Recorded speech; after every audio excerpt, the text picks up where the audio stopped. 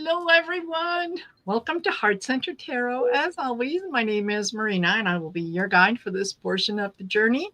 And please help me welcome my dear friend and the person who's going to inspire us today, as she always does, Val from Dragonfly Crystals.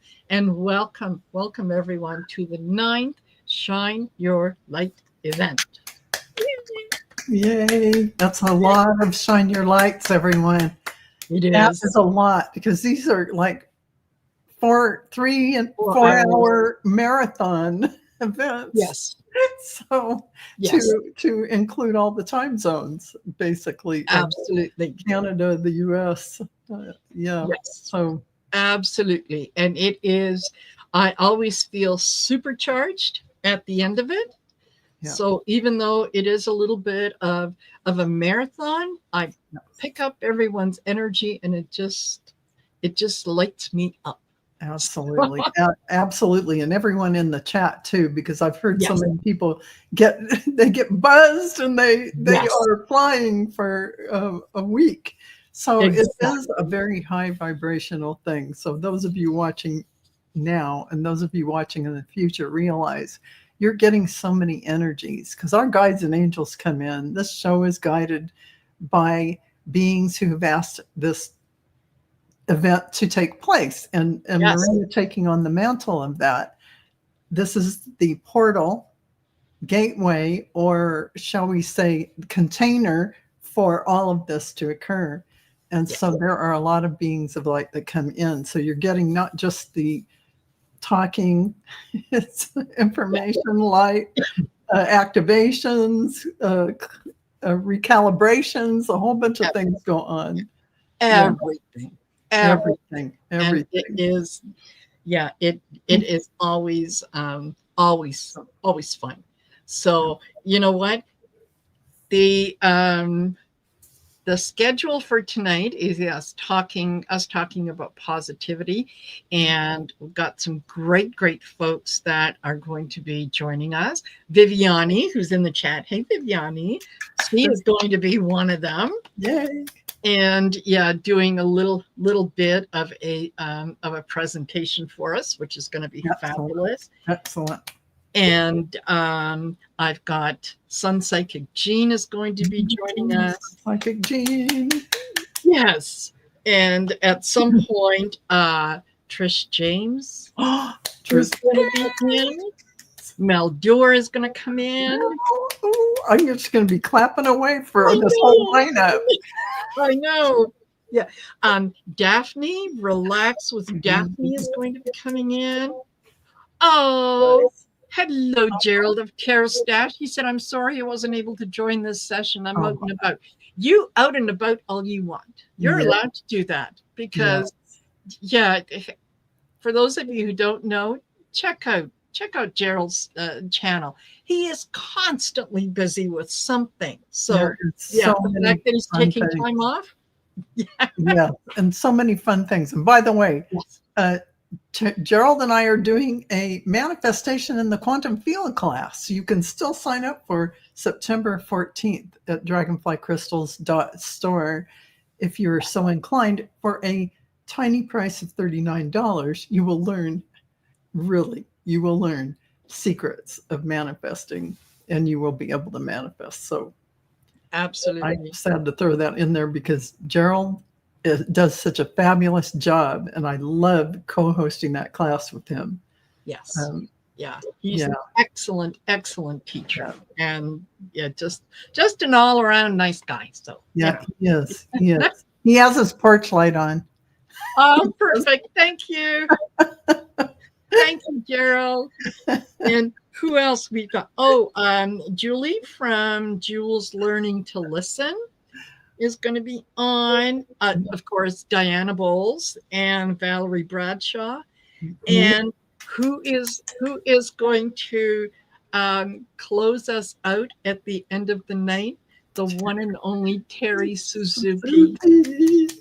I'm getting shivers just thinking about the energy that Terry brings to kind of the end of the show. right? The Akashic clearing, whatever it is that she's guided to do by her spirit guides, it is always fabulous and phenomenal. So really, really looking forward to that.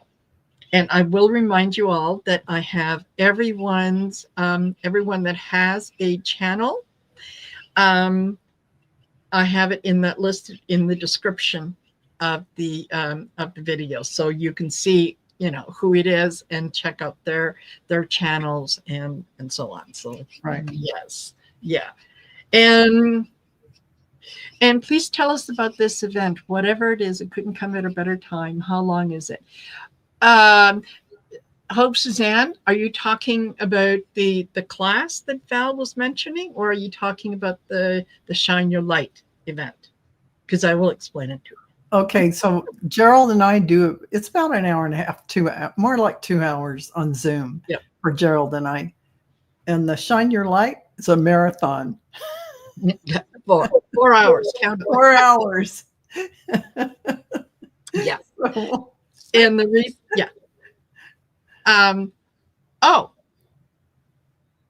Viviani.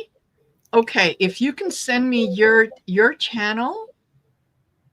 Diana Bowles, I know she doesn't have a channel, so I just had Diana. Diana does have a channel, yeah. Oh, okay, but please send me the channel, and I will definitely edit and make sure to put it in there. So, yeah. Oh, okay. So Hope Suzanne says both really. Okay. The Shine Your Light event is something that was started actually by Sherry of Trancing with Spirit. It was her guides who came in with this concept. And they told her to put together a show called Shine Your Light. And that the idea would be to gather as many like-minded people as we could and to concentrate on collectively sending love, light, compassion, and unity out to the world, to anyone, anywhere who needed it. Mm-hmm. So she asked me if I would be interested in participating in this. And I said, absolutely, of course. The first couple that we had were really successful. And we had a lot of fabulous people who joined us and were excited about the concept. And part of the concept is, why Shine Your Light? Is for those of you that are on the East Coast. Okay, right now it's 6:41 Eastern Standard Time. At 7 p.m. Eastern Standard Time, Val is going to do a prayer and do the intention that we are going to send out at 7 p.m.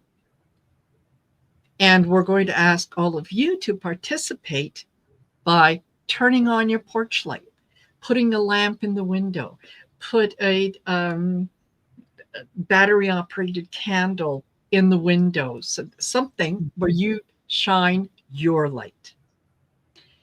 Exactly. And then we have more guests that join us. And as we get close to the 7 p.m. Central Standard Time, we'll repeat the prayer and the intention. And we'll ask those folks to do the same thing, to participate by shining their light. And then we do the same thing when we hit 7 p.m. Mountain Standard Time and then Pacific. So over 4 hours, we are going to hit all the time zones. Exactly. And the idea, at least to me, and what I can see in my mind, is if I'm looking at North America, I'm out in outer space. Okay, I can just see that it lights up, and lights up, and lights up, and lights up, and lights up, and eventually, I'm hoping that this is something that can go worldwide. Why not? Where we are sharing positivity and good vibes, right? That's right. That's exactly what it is. It's even more than that. We don't even have any idea how far this goes energetically into the ethers as this event takes place. It's very powerful, and it's created its own vortex whatever you want to call it. It has created its own energetic ley line, if you want to think of it like that. Yes. So, the more you do it, the more powerful it becomes. The more you are anchoring in all of this into being. Exactly. And then the more people that participate, you participate just by simply being in the space with us. Yes. And maybe you're not in a position. Maybe you're in an apartment building and you're up on the 27th floor, and you think, well, if I put my little light up here, no one's going to see it. It's your intention. It's the intention. The power of intention is everything. Yes. The power of intention is everything. That's what moves mountains. That's what creates miracles. That's what shifts things. That's what creates your reality.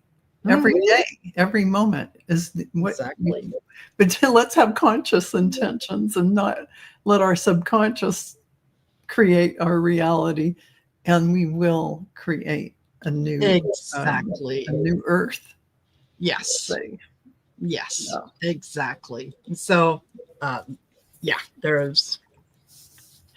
I get really, really excited with this, and if you're wondering where Sherry from Trancing with Spirit is, since this was her concept, I think it was at about the 3rd or 4th month that she called me one day and she said, "You know what? I'm supposed to give this to you." And I said, "What?" Say again. And she said, "Yeah." She said, "My guides have other plans. I'm supposed to be doing other things. So I'm supposed to give this to you." And I thought, oh my, okay, it's a heck of a responsibility. It's an honor. Yes, that too. But I'm thrilled. I'm absolutely thrilled to do it. And I will forever be grateful for the gift that she has given me that has allowed me to share it with all of you. So, that is absolutely fabulous. So I will remind you to, as always, please don't forget to like, share, and subscribe. It really means a lot. It's going to get this concept and the idea out to so many more people, especially when you like, share, and subscribe. It really moves the algorithm, especially if you leave a comment, and just make sure that it is over 7 characters long. That, according to Arthur, that is the magic number. That is the magic number that creates the algorithm that notifies YouTube to put everything out there further to a greater audience. Yes. Oh, absolutely. Yes, the visibility increases. Totally. Yeah. So look who's joining us. Who's here? Hey, Jean. Hi, Jean. Hello, everybody. How does my sound? It sounds good. Is it okay? Okay, I've been having difficulty with my sound lately. Oh, so no. I'm glad. Yeah, it's one of those StreamYard things. When you go back and forth from Zoom to StreamYard, it's hard. Your background is sensational. I just love it. Thank you. Hello, everybody. Hello, Val. Hello. Thanks for having me on. I'm so thrilled. Yeah. And there is Terry Suzuki saying hello. Hoo-hoo. Hello, Terry. I just told everyone you're going to be closing us out, and how fabulous of a job that you do. So, yes. Thank you, Edward. He says, sounds good in here. Good. Perfect. Thank you. Perfect. Absolutely. And so, Jean, how are you? What's happening on your channel? What are you up to? Welcome. Thank you. We have a very special Labor Day layout for us all. We're going to be doing, let me just check my calendar for the times. We're going to be on the Crone Zone, and we have the Wisdom Circle the first Monday of every month. And Terry Suzuki is going to be presenting. and it's going to be on Claire Allulence. It's not so easy to pronounce. Yeah. And also, I'm going to be on with Ginny B, and we're going to be doing a show earlier that day on Monday the 1st at 2 p.m. So the Wisdom Circle is at 4 p.m. Eastern, and Ginny and I are at 2 p.m. Eastern. So it'll be a fun-filled Monday. Absolutely. So yeah, in the description, you guys go over to Jean's channel. Make sure that you subscribe to her channel if you haven't already done so, and then hit all the bells so that you'll be notified when she does those fabulous shows, and hopefully you can attend one or two or all. There you go. Yeah. So I do want to, we still have a few minutes before before Val is going to do her message. I do want to remind you guys that you can support the Shine Your Light channel and the Shine Your Light event by purchasing some of your own Shine Your Light items. Now, I'm just going to scroll down. And let me see where you can go to. Okay, here you go. So if you're on my YouTube page, you can we've got the three little dots, and then it says more. If you click on the more, you'll see in the drop-down menu merch shop, and you can go on there, and that's kind of the link, and you can take a look at the items that are available, the Shine Your Light items, such as lovely coffee cup that says Your Light, right? You can do t-shirts like this one. I like yellow. Yeah, Shine Your Light. And there's different things that you can get on the bottom. This one is love, light, compassion, unity. There's other ones, be the change, and so on. So there's things that you can have on there. And then of course my favorites. These are truly my favorites. Those are cute. Little teddy bears. Yeah, and they have their own little t-shirts. You have a choice of color in the t-shirt, and again in the sayings and whatnot. So it really, when you purchase from there, it supports the channel. It really does. And the teddy bears especially, this is what I have been recently gifting to some of the people that I know that have recently had babies or have adopted babies. And it's like, here you go. This is something that child can grow up with, not only a toy, but the message, shine your light. Be the best that you can be, right? You're here for a purpose. Be joyful, be happy. And yeah, that, and it seems to be rather popular with the moms. They like it. So, yeah. So there you go. That's what you can do. You can, support the effort by going in and, and doing a little bit of shopping. There you go. Okay, I will take that away now. So go. Well, I think I feel so lucky to be up here with you both at the same time. I watch all of your messages for Lightworkers. Oh, you do? Oh, yes. Good. And your format is similar to when Val and I get together about the awakening consciousness. And I'm like, we're all doing the same thing, just a little bit differently.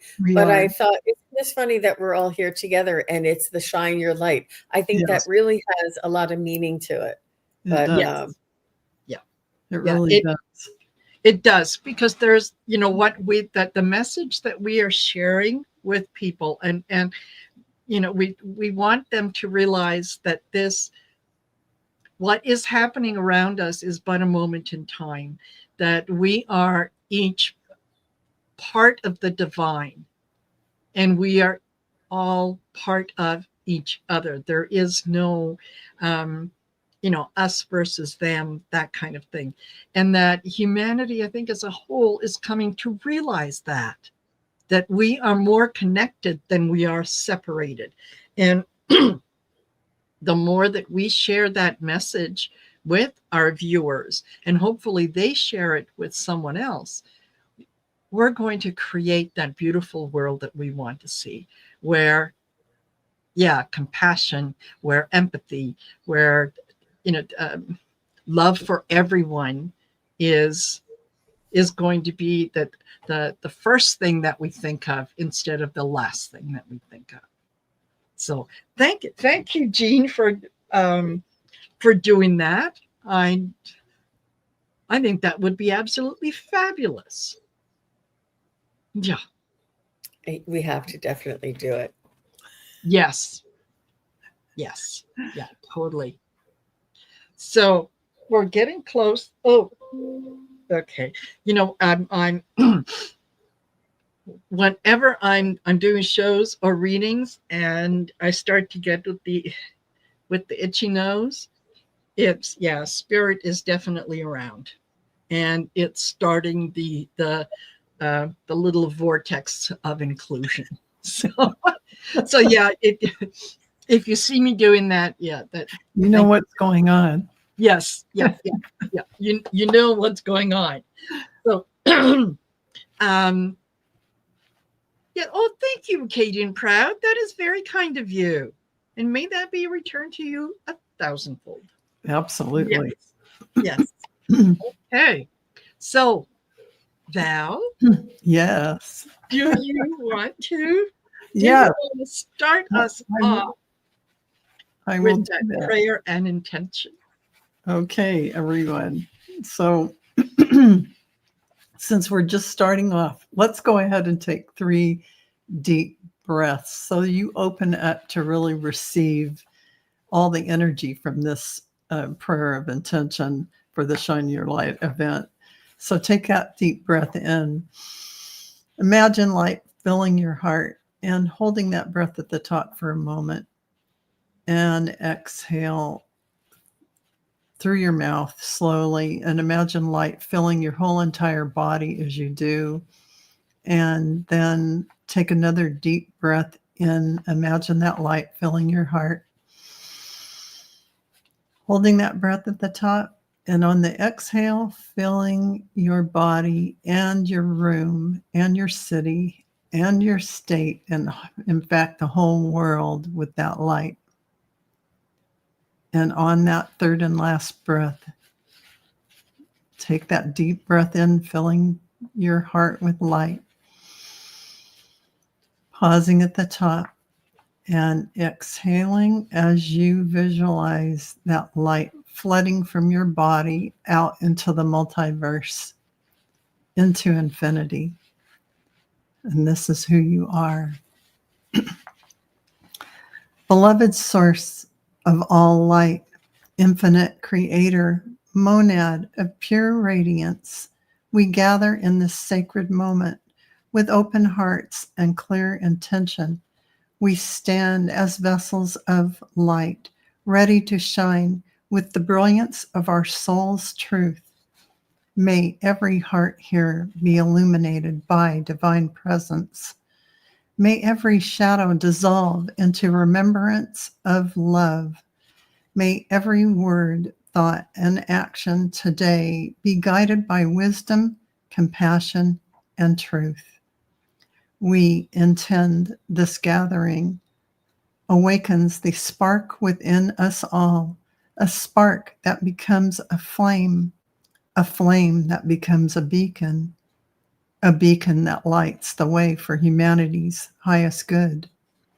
As we shine, we do not diminish others, we ignite them. As we rise, we lift the world with us. As we embody our light, we become living prayers of hope, unity, and grace. We now consecrate this event as a sanctuary of divine illumination.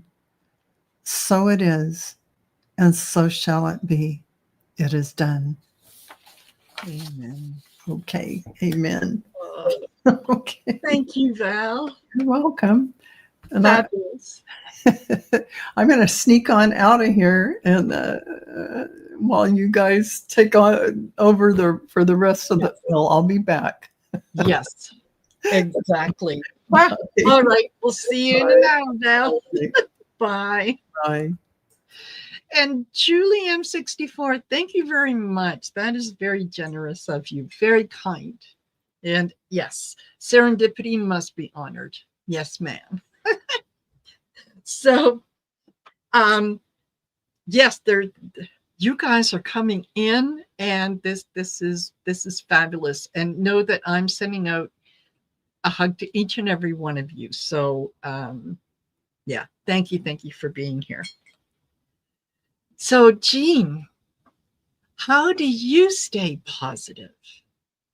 Well, I love to practice rituals, and I wanted to go through a ritual or ceremony together with everybody.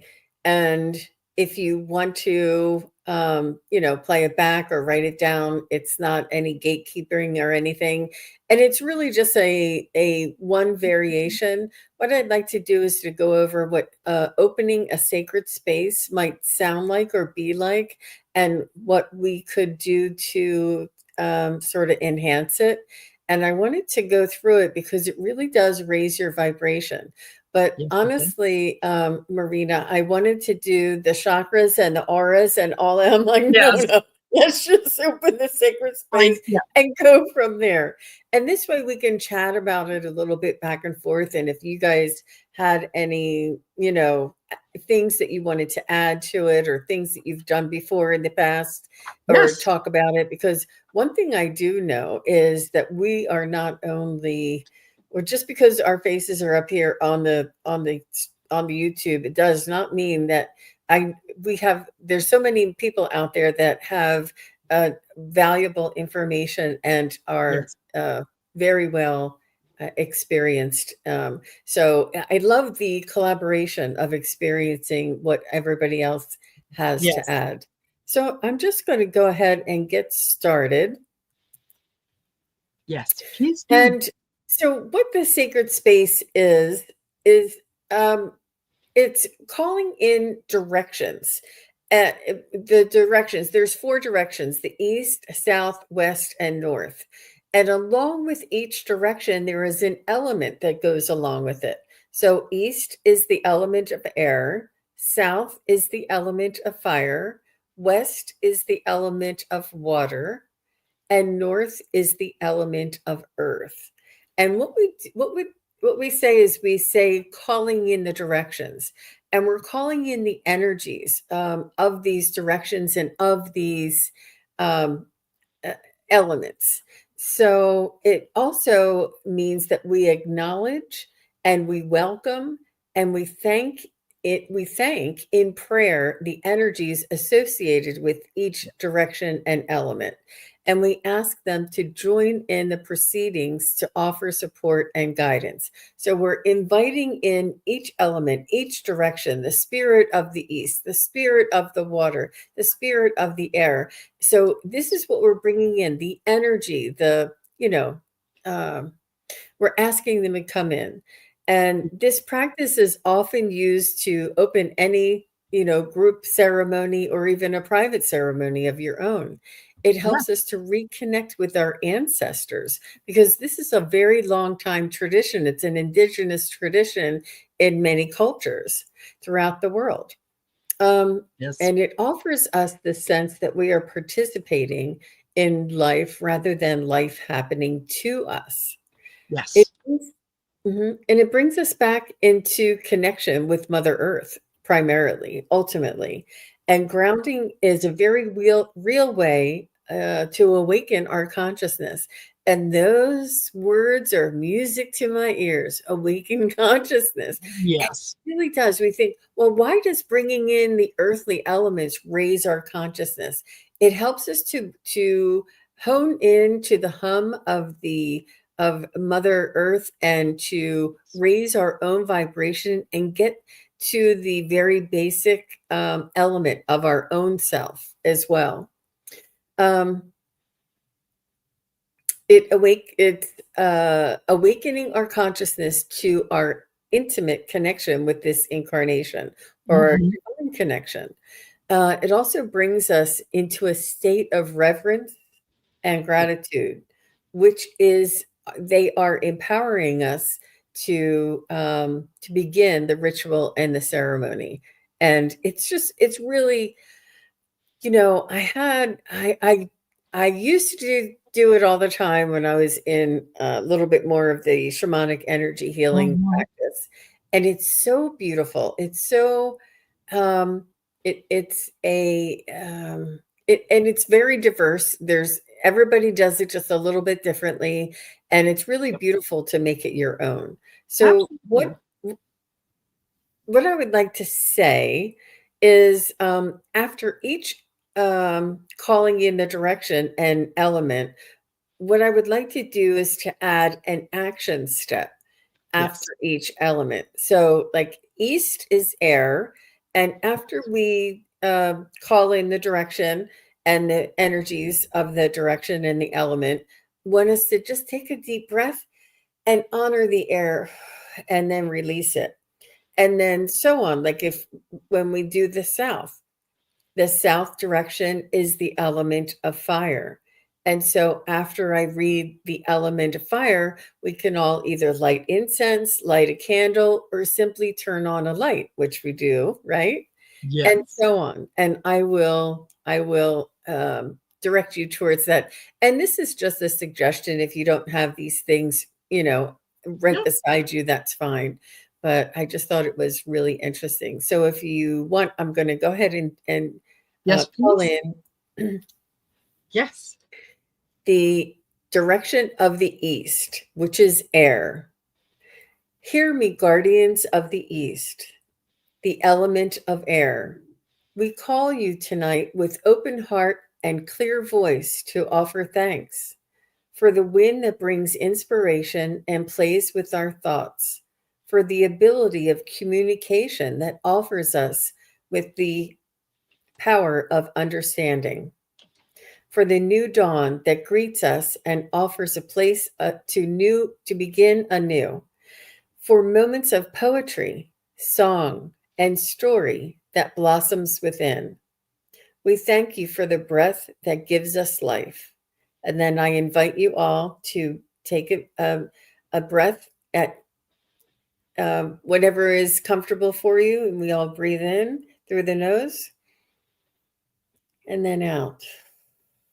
We're honoring the direction and the element of east and air. So the next one is south and fire. Guardians of the south, the element of fire. We offer our thanks for bringing us the long days of summer so that we may enjoy evening sunsets over the river, for inspiring us to explore new expressions of our creativity while still embracing the arts we love, for lighting the passions within so that we may connect more deeply with the world around us, for delivering us the strength and courage we need to open ourselves to all that life brings. We thank you for the spark that burns within us all. And then with this one, we would either light a candle or turn on the light, turn on a lamp. Yes. The next one is the guardians of the West, the element of water. We call you today to thank you for the gifts you give to our lives, because water is always surrounding us, from our mother's womb to the waves of the ocean, from a sprinkle of rain to an intense waterfall, the blood in our veins and the tears in our eyes. You give us emotions, love, dreams, imagination. You cleanse us and heal us. Thank you for being here with us and always. We honor and we thank you. And then with water, we can take a sip of water, right? To honor that Yes. direction. So the next is the guardians of the north and the powers of earth. That's the element is earth. We thank you for your gifts and blessings in our life, the food that nourishes us, the home we live in. We give thanks for our bodies and their abilities to sustain us, to feel pleasure, and to dance upon the sacred ground. We honor and thank you, powers of the earth. And after the earth, we would take a bite of food, something natural like an apple or or a grape or something that's natural from Yes. not a cookie out of a bag. Yeah. Yeah. And with these directions, with these elements and the calling in sacred space, it is there's many animal spirits that also come in. That this was just one rendition, this was just one type of calling in the direction and the element, and then you can also call in all of the spirit guides and all of the animal totems and all of the energies, and it really does help to surround you. We also call in the direction from the above and the direction from below, and then all the four directions around us. And then what we do is we have the support and the energy that builds. And I'm not sure if anybody could feel that the energy was building because you're focusing in on a particular, like one particular focus, one particular objective. And all of our energies are putting towards this, and it helps us to raise the energy and apply our focus, which this shine your light is exactly why. It's exactly a ceremony or an event that we would want to call in the directions, call in the spirits, and call in the energies. And we give thanks of gratitude because that raises our vibration. We call in and honor them and remember them and bring them all in together with us. And it's very empowering. Yes, it is, because when you think about each one of those elements on their own, they're powerful, but together it is what brings us life, what sustains us through life, and what helps us transition from this light. So yeah, without air you don't breathe, without water you're thirsty, you cannot replenish your body, without earth you don't have food to eat. um without fire you can't be, or without heat you can't be warm, you can't be protected from the other things in the elements.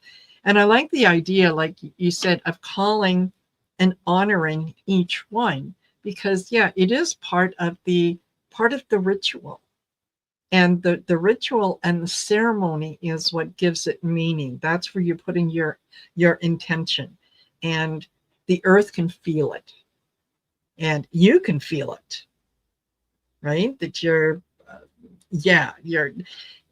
feeling more grounded, more rooted, more appreciative, that they're. So Yeah, I just wanted to know if anybody else was getting chills. I was getting chills as I was reading that, and that's why I kept laughing. I couldn't keep a straight face because I just kept getting chills.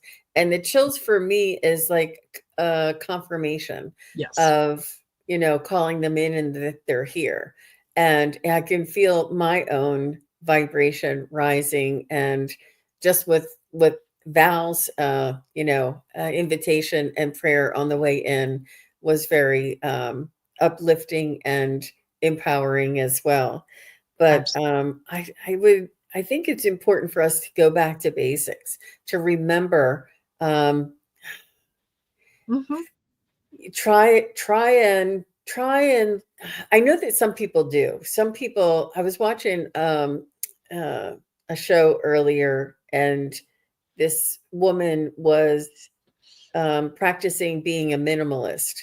And she said she doesn't buy paper towels, she doesn't buy toilet paper, she doesn't buy, soap, she doesn't buy, like, there's so many things that we just automatically go to the store and get these big things of soap, and they're mostly water. And she said she can just make it from these powders and Castile Yes. soap, and add her own water from home, and it's like pennies on the dollar, and it works better, and Yep. it's just, there's a different, she makes everything from scratch. That's a whole nother Yeah. area, but it's just our usage and the plastics. I don't know, there's also another show that they the waste or the trash from what you use Yes. in a day, they try and keep it inside of a container and they compact it. I Yes. and it's and then it's crazy when you buy things, how much packaging is on it, and how much trash and boxes and stuff. Well, the boxes are recyclable, but Still. it's Yeah. it's it's really, I think, important to kind of look at where we've come from, and how we can maybe get back to basics. And Yes. like you said, that it's important to give fire honor, because it lights our way, it attaches us on the internet, it gives Yeah. us so many things, it powers so many things. But imagine, being off grid and having to have solar power. Well, Yes. not shouldn't we, but what if we all were on solar power? Like, Exactly. why couldn't we? Maybe one day we will be. Just Yeah. teach us and show us how, I think that there is just something to this. We're being shooken open, so that we can foresee and sort of realize and take account of where we are, what we're doing, and Yes. why everything is the way it is, instead of just going through these automatic sequences each and every day. Yeah. Get in the car, go to work, buy your lunch, throw the bag and the packaging of your lunch away, and grab a coffee and go back to work, and then drive home. Like, there's these automatic, because we wake up, we see our parents do it, and then we do it, and it's like an Exactly. automatic without a thought. But just think, if we could go back to basics, just think of where it Yes. is that you can make a difference in your life. Yes. Absolutely. And there are some things that through, are in the name of progress that we have given up, that maybe we need to go back to re-examining them and saying, okay, is this really, really necessary to, do I need to have a TV in every room? Do I need to, um, occupy so much more space when really I can only ever physically be in one spot at a time, right? So yeah, we spend lots of money on the packaging and things that has our soap and our shampoo and our this and that. That where does it end up? It generally ends up in the ocean. There are islands of garbage floating in the ocean that is killing ocean life. And they're not little. These are like humongous, the huge garbage things that are just kind of floating. The animals get caught up in it. They get tied up in it. They ingest it. And ultimately, it does become part of, some of the things that we consume, right? If the fish eat the plastic and we eat the fish, it. So yeah, there were some things in the good old days that, maybe how about walking to the store? How about planning things so that you're not being wasteful of the things that the environment provides. And these are small little changes. Just, you don't need to have a whole lot, but small little changes, when a lot of people do them, they become big changes. Right? So, yeah, I think. Maureen says there's a plastic island the size of Texas in the ocean. Yeah. Oh my gosh, Maureen. Yes. And it's not just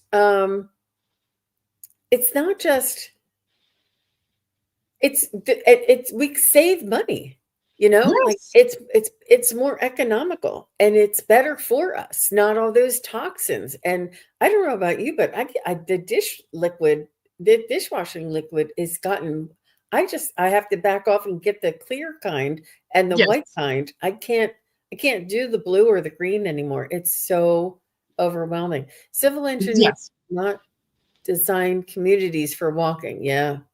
You're right. They don't. However, if people started to demand that and say that's what we want, they will design them. Right now, they're concentrating. I mean, they're not going to invest money in something that's not going to sell. So if everyone right now is buying individual properties where you are separated from your neighbors, and you can't see them or hear them and whatnot, if that's what sells, that's what they're going to design. If we start to occupy spaces that are closer together, not only can more people have a home, but you get to know your neighbors. You get to know who the people in your community are. Those are all people that you can rely on, that you can do things like, Phil across the way has got he's planted a garden and he has an overabundance of tomatoes. And he says, hey, would you like some tomatoes? And you could say, yeah, actually, you know what? I just transplanted some of my gladiolas. Would you like some? You can barter. You can share things with community that you're going to use, that is going to enhance the whole community. So I know here in Calgary, there's one or two communities that are kind of almost centrally located, and they have been designed purposely where the homes are townhouses, that they sort of face into a central, almost like a courtyard area that is green space, that has, walkway, park, and so on. All the homes are, because they're townhouses, they're one right next to each other. And you drive through those neighborhoods, and the one thing that you see is just how connected everyone is. Just how, people are sitting on their front steps, and, they're interacting with their next door neighbor, because their next door neighbor might only be 10, 12, 14 feet away. Mm-hmm. But yeah, that's what you get with that sense of community. So yes. Mm-hmm. Yeah. I think personally, it enables us to, sort of remember why we're here, and what our, our footprint, what kind of a footprint, they call it a carbon footprint or something like that. Yes. Yeah. Yeah. Instead of being buried, oh geez, have your body fertilize a tree. I know. I say, why would they put a perfectly gorgeous casket in a cement block and then put it in the earth? I told my husband, I said, there's no way I'm doing that. I said, it's not because I don't want to be buried. It's because there's not enough earth to go around for everybody to do that. That's crazy. Exactly. Exactly. Once I'm done with my body, they can go through it. Whatever someone else might need and it's useful, go ahead and take it. The rest of it, cremate me and take me to a jewelry store and let me spend time in a jewelry store. But yeah, there's no need to have those the big monuments and all that, because that person's soul is gone. This is a way to, the monuments are a way to remember. Well, it don't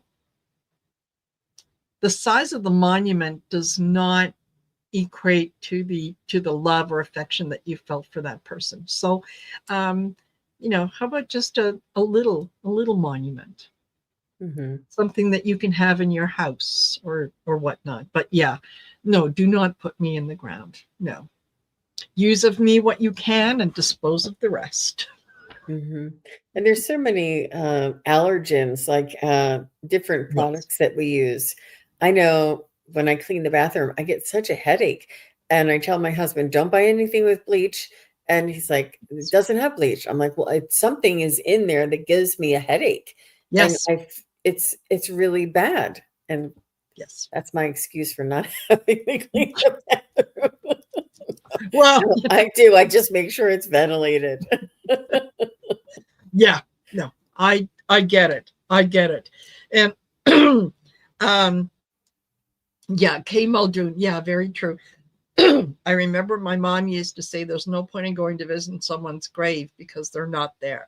No. Oh, good for your mom, Kay. Yeah. Wow. There's, if I want to have a chat with my dad, I can have a chat with my dad when I'm driving the car, when I'm in the backyard, when I'm watering the plants outside. I can have a chat with him anytime, anywhere. Right? Don't have to go to a specific place. And he was cremated, and we took his ashes to his favorite hunting spot in the mountains, because he was a sportsman, a fisherman, a hunter. Everything that he brought home, we consumed. So never killed an animal for sport. That was his love. That was his passion. So when he passed away, where are we going to put his ashes? Well, we took him to his favorite hunting spot and we scattered his ashes. He's on top of a mountain looking down at a vista that is absolutely beautiful. So, what's wrong with that? Yeah. So Edward Kenneth said his detergent isn't a petrol-based. And I think that's what it is. And same with the fabric softener. I'm like, tell me what it's called. I think that's what it is. They're using more and more of this toxic. And it's just, I don't remember it ever being that way. Now it's like really heavy. And then when you cook with your pots and pans after washing, you almost, see, I'm telling you. Yes. And there's just I don't know if there's, I don't want to get into that no regulation stuff, but it just seems to be getting worse. Either that or I'm becoming more sensitive, but yeah. Yeah, we don't need all the perfume in things, right? Because shampoo has one fragrance, body soap has another fragrance, this has this fragrance. They don't always work together. So, what's wrong with just clean? What's wrong with just soap and water? Right. So I really like the idea of you it's honoring the four elements and acknowledging them and allowing a moment to spend time with each one of them, because that's what our ancestors used to do. And they got us here. And we're looking at doing things that are not always helpful to the planet. what are we going to leave behind for those that are coming after us? Mm-hmm. Right? And, we can all make it our own. We can bring it Mm-hmm. up to date to today and, Yeah. include the animal spirits and the Yes. spirit of the wind, and just it's so beautiful. And it goes back to basics. It goes back to the fundamental elements and the empowering energies that make up this world. And it just allows us to remember who we are and why we're here, because we are part of the earth. We are not living on the earth or inhabiting the earth. We are part of the ecosystem of this earth. And so we share in all of the resources, and we are part of one of the resources. So if it just doesn't make sense. It's like, I don't know. I'm trying to think of a scenario that if you would, I don't know, take a piece of your foot to draw a circle or something, or Mm-hmm. and then you would just keep using your foot, and then one day you don't have your foot anymore because you keep taking pieces of your own foot. I mean, it's like that. It's like it is part of us that we Yes. keep using and not allowing that um regeneration, or uh take what you need and leave nothing behind. The hikers always say that. And just it's just it's important. And I think it helps us to focus on what's important, or to be aware, a little bit more aware Yes. of what's going on around us and why we're here, and what here means. Yes. Yes. Exactly. That more and more we are having an impact, a physical impact on our environment that is not sustainable. And if we don't pay attention to what it is that we're doing, if we don't take action, or if we haven't yet taken action, um, you don't want to wait until it's like, oh, there's no more cod in the ocean. Ooh, what are we going to do? Does anyone know what we're going to do?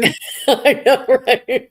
Yeah, just I think it's a Yeah. personal thing. And Yeah. there's certain things that is hard for us to change. But if we look at what it Yes. is that we can change, or, Yes. and just to pay attention, or to Hmm. consider. Yeah, totally. Totally. And small changes can yield huge results. Right? There's all kinds of different things that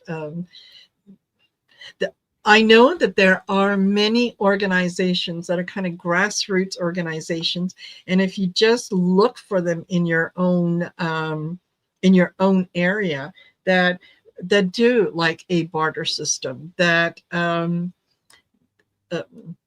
that will businesses that make handmade products that are sustainable, right? Search them out, and see what it is that they offer. Are you going to pay a little more? Yeah, you are. But you know what? That's do do you want to save money today, or do you want to save the planet tomorrow? Because you can't do both at the same time right now. So So I put in the name of the woman that I was watching her show. She has all different kind of shows. She does, grows her own food, does her own preservation, and her name is Maria Watkins. And she just gave a list of eco swaps, which I thought were brilliant. But and the links on how to find them, but it's things you never yes, thought of before. And yeah, they have paper towels that are not paper, that are reusable and washable, and they feel like paper towels, and they act like paper towels, and they actually wrap them around in a paper, like, you yes, know, so it's just little things. You're like, oh, I didn't know. And I yeah, think that if it's something that we didn't know about, um, and it's actually less expensive. So that's another thing, this throwaway, yeah, yeah. yeah. That's the big one, is being conscious of the things that we throw away. So Alrighty. Hey, look who's joining us. Hello, Viviani. Oh, Hi, hi, Viviani. Marina. Hi, Jim. Thank you so much for for having me here. It's an honor to Absolutely. join. Thank you. Thank you for joining us. And congratulations on the ninth. Oh, thank Shine your you. light. It's crazy how fast you go. I know. I know. It is mind-boggling because it feels like we just did the first one or the second one. And yeah, Yes, here we are, yes, the amazing. ninth. So it won't be long before we'll be celebrating the first anniversary. And then I'm gonna have to go and figure out what I'm Yeah. gonna do from there. Hmm. So how are Wonderful. things with you, Viviani, and what have you been up to? Wonderful. Well, Good. I'm still I'm hanging in here. I'm taking a day at a time.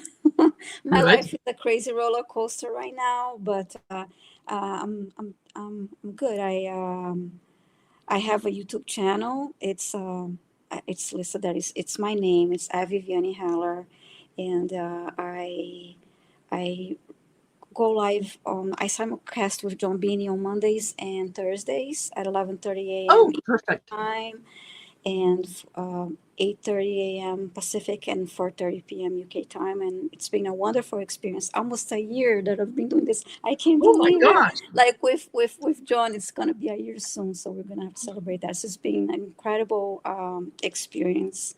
And Time flies when you're having fun. yeah, yeah. So we go live every Monday and Thursday for 2 hours, and we do quantum healing and akashic readings, answer mediumship questions, and it's a little bit of everything. So it's been a wonderful Fabulous. experience. And on Tuesdays at 5 p.m. Eastern time, I join Linda de Gonzalez and Diana Bowles for the Akashic Adventures, and we have a lot of fun working together too. Nice. So it's been a wonderful experience, and but what I want to talk about today is I don't have like a formal presentation. I wrote some notes, All but right. I go by experience. So what I Yes. felt called to talk about is inner strength. So it's like about this is like shine your light and how we shine our Yes. light, and we all have this inner light in this golden spark in our hearts and this strength, this inner strength that at least in my experience, like many of us, I experienced a lot of trauma, loss, Yes. dealing with dysfunctional family and bad breakups and losses, and uh, you know, uh, grew up in poverty. So there's always a lot of hardship through my whole life, and then later on, till a few years ago, dealing with breast cancer. So it always had Yes. a lot of like challenges, a lot of things happening at the same time, and always having to keep that okay, waking up every day and trying to just do your best every day and keep moving forward. Yes. But I remember from a very young age, and then you could call it like maybe like I was rebellious or I was a stubborn or whatever, but it was that strength, it was that inner strength that I had that always kept me moving forward and kept me going. So I just wanted to say that for anyone that is listening that is experienced, besides having the all the craziness going on in the country and the world and your life right now, Yes. to continue to move forward no matter what you're going through, and Yeah. because as far as you are true to yourself and you follow your heart and you are doing the best for you, being true to yourself, and you're not hurting anyone, keep on moving forward no matter what others say to discourage you and gaslight you and hurt you in other ways. Just keep Yeah. moving forward. And so, yeah, we all have this inner strength, and it's a gift. And I always have my heart full of love and hope. Also, that always kept me kept me going. And it's not always easy. I know I have a lot of friends right now Yes. that are very supportive and are listening to me a lot, and you know who you are, Yes. watching, and I'm very grateful for all of them. And I just wanted to say that because I see how also my energy influence other people, even when I'm going through a tough time. And as far as I'm keeping my vibration high and my energy, which is very important to do that through self care, self love, and I've been noticing lately people that I don't know, but on a personal level, but I see frequently on my surroundings. I can see how my energy is helping them. So to me, it's more of an incentive to also, as Continue. we say, continue to shine your Yeah. light, because we are light workers and we are here and we're all one, and we are, you know, going through getting through Mm. it all together. So that's what I'm trying to say. Yep, Anyway. absolutely. Yeah, we are, and we are Mhm. each other's support system. Mhm. We are, we hold space for each other. We boost each other up. We Yes. encourage each other, and sometimes, yeah, that encouragement is, when we're interacting with someone, Mhm. and so on. Other times, just the just our mere presence Yes. is is an interaction, because Mhm. there's always that energy exchange, right? And Yes. we all know those people that we just love to be in their company. Mhm. They're just so Yes. much fun to be around, Mhm. and they make everyone feel very comfortable, very special, and so on. Mhm. Yeah, those are the light workers. Those are the people who Yeah. that they live their life in joy, and it shows. Mhm. It shows they are a Yeah. manifestation of the joy that they Yes. bring forward. So And one other absolutely. important, yeah, and one other important thing too is that all of the well, these moments of, at least I also felt like I am grateful for the moments. There are the difficult moments too, because Yes. the at my experience, when I have those moments that I'm feeling that when you have that, you feel so like raw and vulnerable.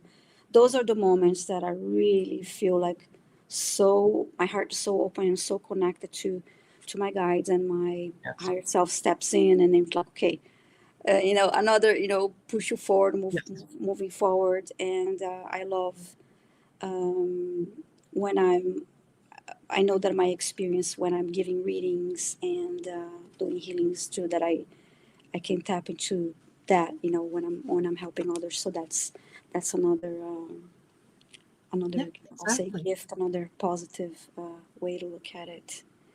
It And, is, because we don't it our some of our best lessons are mm-hmm, learned through the mistakes that we make, mm-hmm, or some of the hardships that we go yes, through. That's where the lessons are. That's mm-hmm, where we learn the most. So it doesn't make the lesson any easier. It doesn't yes, make the mm-hmm, hurt or whatever, it doesn't make it feel any better, but we just understand it in a yes. different way.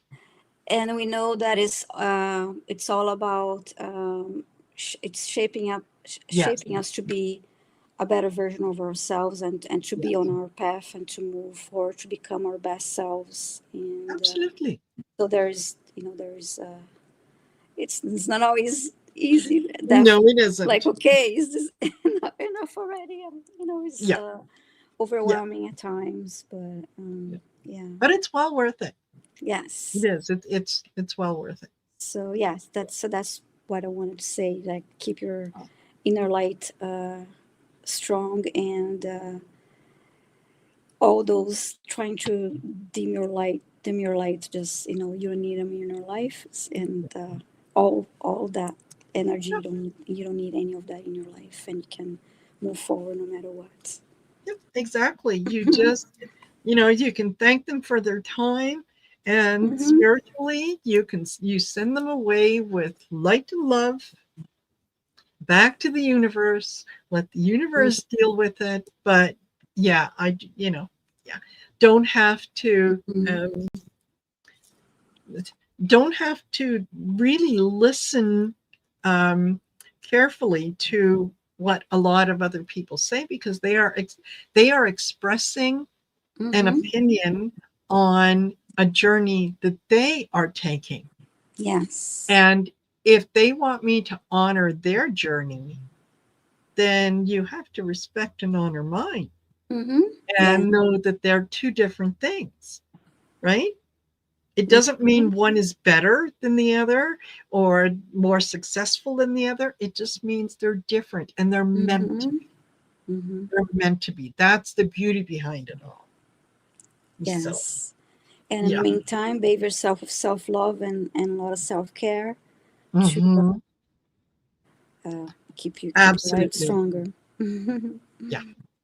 Yeah, absolutely. That's what makes us all unique. That's why, when we share ideas, we learn so much from each other, because we can accept each other where we are, right? Not where we're going to be, or, well, once you do this and you change that. No, it's just, I honor you exactly where you are at this moment in time. And I kind of expect the same back. Yes. And yeah, makes for a much, much better feeling of community. Yes. Right. I'm just looking at the background and I'm thinking, make your inner strength, your inner light, just like the background. Like, ooh. Yes.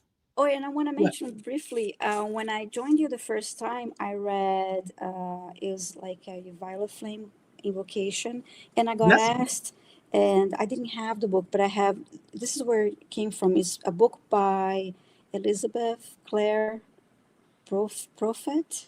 Anyway, so this is the violet flame. Then I read the violet. I am the violet flame in action in me now. I was reading. So yeah, it came from this book. So I just want to mention, and if anyone, because I was asked, so it's by Elizabeth Clare Prophet. Anyway, so so nice to see so many nice people in the chat. Yes, absolutely. Thank you for joining us, you guys. And don't forget, please do go over to Viviani's channel and go over to Jean's channel. Make sure that you're subscribed. It doesn't cost anything to subscribe, really and truly. And then do the like and share, because that's what gets the algorithm up, and it gets us out in front of people who want to hear what it is that we have to say. They just don't know who Viviani, Jean, and Marina are. Yes, I do give private readings too. The information is in my about page. Perfect. For anyone who would like to check it out. So, but thank you for liking, sharing, subscribing. Yes, by all means. And I did try to edit to put Viviani and Diana's pages. And I don't know if it worked. It told me that, it may not have saved it. I may have to do it after the fact. But no problem. Thank you. Yeah, I'll be there. Viviani has it on there. It's just go to YouTube and just type in Viviani Heller. I'm sure she'll come up. And I remember starting this, Val was here, and I started like Val made me do it. And were you apprehensive? I was freaking out. I was so nervous, and I thought it was going to be only one time, and I was so nervous, and then it turned out to be, every week, But I'm so grateful. I call Val my fairy godmother. So it was such a wonderful experience. I think I took all her classes by now. Perhaps maybe I didn't take the meditation one, but all of them. I think all the other ones I took. So it was a wonderful experience. And your class to your the 30-day union. Yes, that was a lovely experience too. So thank you. I'm really grateful for this community and all the wonderful people that I met here. Wonderful community. Absolutely. And that, but part of the encouraging each other is the information that we share with each other in terms, and especially for what we do isn't unique. It's not something that only we can do, and it's something that we provide to those of you who can't do it. Everyone has these abilities. The only difference between me and someone else is I practice. I do this every day. So, yeah, I remember your hesitation with the first one and how nervous you were, and oh, I don't know, I'm going to say something wrong. And no, just have faith in your own abilities. When you get those messages, when you hear that different voice, and have faith that it is your spirit guides, that it is the universe steering you in the right direction. And it always leaves you with the choice. Do you want to listen? Or do you want to say, no, I'd rather not? Okay. It's going to prove you right at every opportunity. So yeah, absolutely. Why not? If you're gonna dream big. Yes, If you're absolutely. whatever it is that you're doing, that you're trying to manifest. Yeah. Believe it. It will happen. And you'll amaze yourself. And isn't it funny, ladies, how we are more quick to believe in the ability of something bad to happen to us, or a consequence, than we are to something good. That's Something bad. Oh yeah, I knew that was coming. Yeah. Something good happens. Oh, it was just luck. No, not a big. we're saying, oh yeah, that always happens to me. Yes. Something goes wrong. Yes. Yeah, exactly. Instead of, I am blessed in so many ways. That's why I'm writing on my actually every morning after breakfast, right after breakfast, I carry this journal with me. And funny thing, a couple of days ago, somebody asked me, is that a Bible? And I'm like, no, that's a journal, because I carry this journal with me every morning, and after coffee I write. It's mainly a gratitude journal, but I write it's a gratitude list, but also I like to write positive affirmations. So when you say that, I just remember, I have to keep on track. Okay, stop saying those things that you don't want to happen, that are not Exactly. positive, and keep your even recently a friend of mine like pointed out to me, don't say what you don't want to happen. Keep saying what you want to happen. Keep telling the universe what you want to manifest. Don't say I do not want to this, or I don't want that, because that's where you're going to be getting more and more. And Exactly. use different words. Don't say I get to do this, or I choose to do this. And anyway, all of those I am statements and all those wonderful positive affirmations. Yeah, absolutely. Absolutely. And I would just wanted to mention, if there's noise coming in, I just heard thunder outside, and it was that rolling thunder. I thought, oh, okay. All righty. Should be okay, but just in case. Oh my goodness. Yeah. Well, I'm gonna go ahead and step out and let the next team come in. I don't know if Val comes back to do the next. Yes. Yeah. Yeah. And Val will be coming in. Trish James and Mel Dore and Wow. Daphne and Terry Suzuki, and I don't have the whole rest of the lineup here, but there's many big names coming up, and Viviani is still going to be here. And so thank you very much, everybody. And thank you very much, Marina and Viviani. It was nice sharing space with you. So I'm going to go ahead and bow out, but thank you. I'll be watching. Okay. All right. Okay. Thank you, Jean. Bye for now. Oh my God. That's wonderful. So is it still going now? Is this just start this big storm? I can hear the rain. Really coming down, but that's okay. There's nothing wrong with that. Yes. So, Wow. yeah, just thank you for mentioning that you do readings. That is Yes. fabulous. Yes. So, I love reading for people and animals. yes. So yeah. Yes. Lovely. So, yeah, folks, make sure that you reach out to Viviani and schedule a reading. And if you're interested, you can go to my website. Whoops. Okay. marinasheartcentertarot.com. Take a look at what's on offer when it comes to readings. Book yourself a reading. You can gift someone with the reading. Take a look at the classes, the different things that are coming up.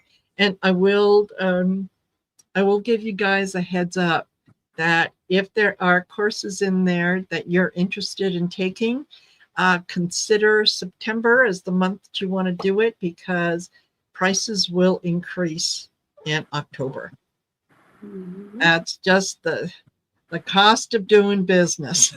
So Yes. yeah. Yeah. Absolutely. Yeah. Yeah. And we understand. You know, it's yeah. there's- Everything is going up. So there yeah. you go. Everything goes up. But you know what? Yeah, we do whatever we can, and we love really sharing those things with you guys. And yeah, the more intuitive me says that Viviani is a wonderful reader. Yes, she Thank you. is. Thanks so much. Yes, she Thank is. you. Yeah, just a lovely personality inside and out. Thank you. Sorry, So, Marina. yeah. Lovely. Yeah. Okay. Oh, Where's okay. just double checking. Okay, it seems to have stopped. You know, those summer thunderstorms and rainstorms are something else, because it makes a lot of noise and you think, oh, it's gonna, Yeah. the rain's really coming down, and it comes down really hard for 3 minutes, and then Yeah. it's like, oh, that was it. Yeah, exactly. I turned all the appliances off for this. Yeah. And Barbara's saying, yeah, send it to California. We need it. Yeah. Yes. Oh, okay, absolutely. Absolutely. Okay. So yeah, just waiting on Val Yeah. to come and join us. And Mhm. I know that I had Jane the Seeker was scheduled to join us. Yes. Yes, and unfortunately, she put her back out, or she did something with her back. So Yeah. Oh, Jane. sitting is just, and anyone who has ever had back issues, you know what it's like. Yeah. Right? It's just it's agony. So yeah, she let me know, I think it was yesterday, that she was hoping to get better, but it wasn't going to work out. So, and as someone who has dealt with back pain, it's like, oh, no excuse. Yeah. No, you know, it's not necessary. Like, do not apologize, just get better. So totally get it. Yes. Totally get it. Yeah. Yeah. So here we are. Hello, Val. Hi. Yeah, I want to say Nice to see you. hi, Val. Hi, Lovely to see Viviani. you. Before I wanted to say hi to Val, and lovely to see you. And I'll get going now so they can start your. I'll be watching. So thank you so much for having me. And A pleasure. yes. Always. You know, yeah, you're always invited to this event, because it's, Thank you know, you. love to share Lovely. that good energy, and you radiate a lot of that beautiful. Oh, she does. Thank you. Yes, she does. Thank you. Absolutely. All right. Thank you, Thank you Viviani. all. Thank you so much. I'll be watching. See you. Oh, Bye, thank everyone. you. Bye for now. Oh, I have to. Okay, how did? There. Oh my gosh. Yeah, such a lovely lovely conversation with Viviani and Jean. Yeah. Oh, wonderful. Great energy. Yeah, Great energy. absolutely. They both have phenomenal energy, very high frequency, very Yes. connected to the angelic realms. They're even the galactics, their guides and angels. Both of them are very high vibrational. Uh-huh. Absolutely. Absolutely. Yeah. So thank you. Oop, there goes, I was just saying it. It is thundering here. Oh no. Yeah, it's thundering, but and it started to rain and it made a lot of noise like it was Yeah. really going to come down. Yeah. And then after about 2 minutes it It stopped. kind of fizzled out. Yeah. Fizzled So out. now I can hear the rain kind of building up. It's funny. Actually, when it happens like that, it is funny. Being very strange. Yes. Yeah. That it is. That it is. So yeah, Rock says, so it's not over. You mean the show or the rain? Because no, the show is going to go on for another 3 more hours. 3 more hours. Yeah. Think of marathon. Yes. Yeah. Marathon. We're going to start taking bets on when does Marina look like she's going to fall over? Yeah, I don't know how you do it, but you have a lot more energy than me. So yeah, I'm feeding off of everybody else. And there's a lot of energy from everyone in the chat. That's for sure. I can attest to that. I can feel it right now through the chat. It's building up. It's building up from the beginning. Yes, it is. Yeah. And Maureen says, I was late turning my light on. That's okay. You turned it on. All right. You turned it on. That's the important thing. Yeah. Absolutely. Absolutely. Yep. So what have you got for us now this time around? Well, this time around, it's about the eternal flame of creation. This is what we're going to open up to.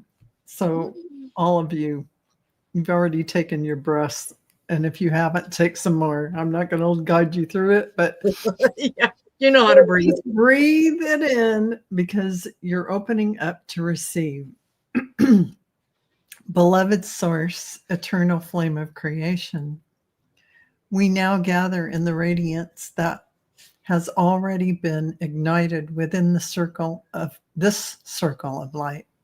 We declare that we are not separate from our monad, and that monad is just above the oversoul. It is connected to source still, and this is what we're speaking of when we speak of the monad. We are our monad, embodied here and now. One soul, the one soul that is our origin, shines through us without limit. In this sacred embodiment, we expand beyond all doubt, fear, and illusion. We allow the fullness of our divine design to anchor in our hearts, our bodies, our voices, and our presence. As monads embodied, we shine with the purity of source light, touching earth, the cosmos, and every being across timelines. Our light is not a flicker, but a living flame, a flame that heals, awakens, and restores remembrance in all it touches. We proclaim with courage and truth, I am the monad. I am the light of source embodied. I am love. Together, we weave a golden monadic lattice across Earth's grid, seeding illumination for the awakening of all humanity. So it is, and so shall it be. Thank you, thank you, thank you. It is done. Amen. So, that is it. Amen. Okay. All right. Fabulous. So I am going to leave you to it, and I'll be back.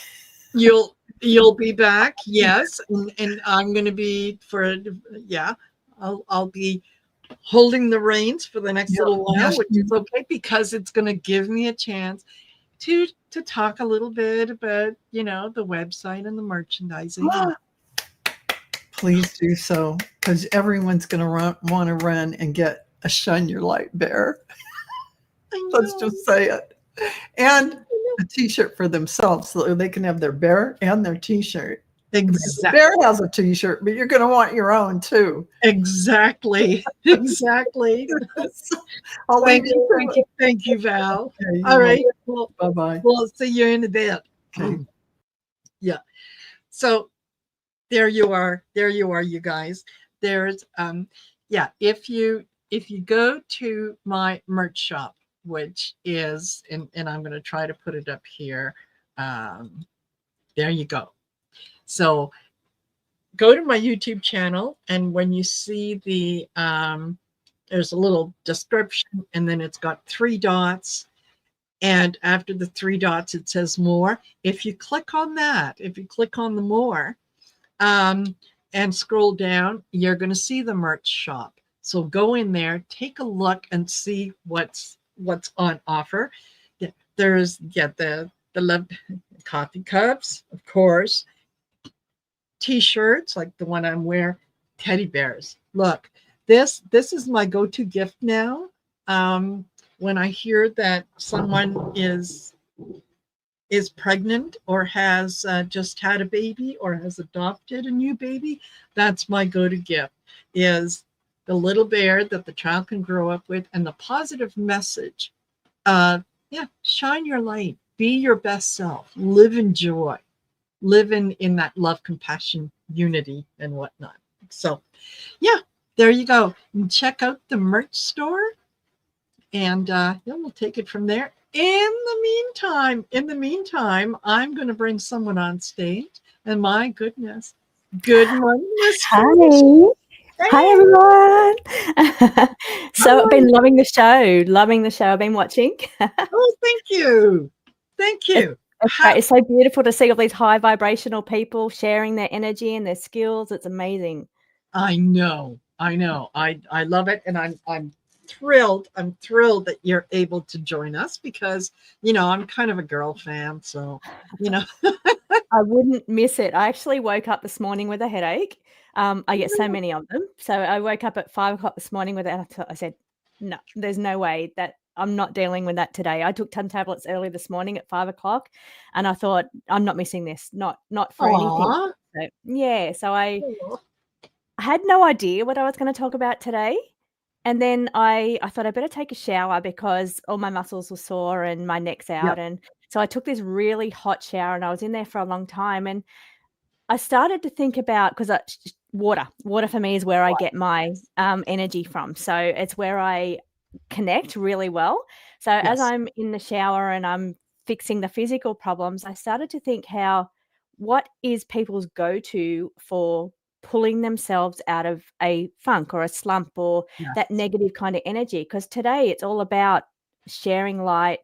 But sometimes when you're so low, it's really hard to pull yourself out of that. And you can look at all these beautiful high vibration people and think, you know, it's great for them. They're all vibrating really high, but how do I get to vibrate high too? And that made me think, well, it's your go-to. What do you go to when you're feeling low or not well, or your energy's just not where it is? For me, it's water. That's what I do. I either shower, bath, water, ocean. It's about getting that energy. And while I was in there, and when I've got a headache, I can't be creative. I can't download. I can't get inspiration. It's just not there. And it was kind of showing me how when you get in that low energy, how do you pull yourself out of it? So for me, I've got 2 ways. I've got my I do chakra alignments. I didn't do that today, but I work through each chakra, seeing if there's any blockages or to clear them. But it's water. It's just the simplest way. And it doesn't work for everybody, but it works for me. It works for a lot of people I know, but you've got to find what works for you. And while I was in there, I started, a little bit in, I started getting all these downloads and creative energy in my fingers. The creativity came back, and I've started thinking about, I want to work on this and I want to work on that. It all started pouring back in, and it's water. It's the water that does it. So Yeah, and I Yeah. think that's an important thing for everybody to Yes. know. What is your go-to to get yourself out of that negative energy? How do you get Exactly. yourself out of it? Exactly. So, Yeah. yeah, so And this is a big remember, thing. it's unique to you. It doesn't need to Mm, make sense to anyone else. It just that's right. makes sense to you and it works for you. Yeah, and if you figure it out, write it down. Get a journal. Mhm. Because I remember years ago, my mum said to me, my mum said this to me years and years ago. She says, "Oh, how do you get yourself out of that when you're feeling low?" And I thought, well, I haven't been low for a long time. I don't remember. And then it happened to me. So I'm very careful now not to say that Yeah. again because Yes. spirit shows you. So you've got to be so careful what you say. So I don't do that now. But that's what I did. Bath and chakra alignment, and it pulled me right back out of it. But once you remember or once you realize what your toolkit is or what your go-to Yes. is, you just got to go straight to it. It pulls me Yes. straight out of it, which is really great. Yeah. So I pulled Absolutely. some cards today, Mhm. just for today's energy. Now I've got first of all, the depletion card, which is emotionally giving and burning out. So it's like burning out and emotional depletion being relevant, but we've got some big astrological things Yes. happening in September. So I think this is connected to the lunar eclipse that's coming next week. So Yes. I think this energy is here, and I can run through what that will be involved because I do astrology as well. And then I've also Mhm. got the other one for the collective energy. I got the Echo Reminder, and it's called Familiar. And it says that your soul remembers your gifts, your soul remembers your strength, and it's time to open up and remember who you really Yes. are. So that's a Absolutely. collective message for everybody. Totally. Mm. Totally. Mm. Just give me a sec. I'm just gonna bring Daphne. Hello, Hi, Daphne. Daphne. Hello, hello. Daphne. Meet Trish. Nice to Trish meet you, meets Daphne. Daphne. Lovely to meet you too, Trish. Please continue. Yes. Love your background. Beautiful. I'm all about the cosmic and the astrology and love that. So I just love your background. Thank you. You Great. too. Carry So on, Trish. did you want to talk about the moon, what's coming up with the lunar? I've got Yes. the chart up. Let me see if I can not hide now. We've got 2 eclipses coming up in September, so they always come in pairs. Yes. We have one on the 7th of Which September, one? which will be Pisces, is where I think is significant because that relates to the cards that pulled out and also some of the readings that I've been getting over the last couple of weeks. We then have a partial solar eclipse in September, and that will be in Virgo. But the one coming up next week on the 7th of, I've got my chart up, which is, I use Solar Fire for my chart. Now we've got a moon in Pisces, 18 degrees, which means it's full moon, so it's sitting across from the sun in opposition. So the sun's full light is shining on the moon. That's why it's full moon. So we've got this lunar eclipse. It is going to be in opposition to Mercury at that time. So you may find that you may have difficulties expressing yourself, expressing how you're feeling, and eclipses give heightened energy. So, this is an emotional energy.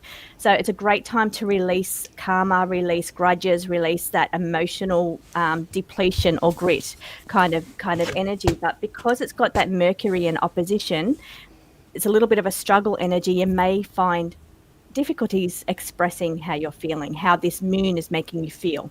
But I would say just don't try to express yourself. Just do what you need to do.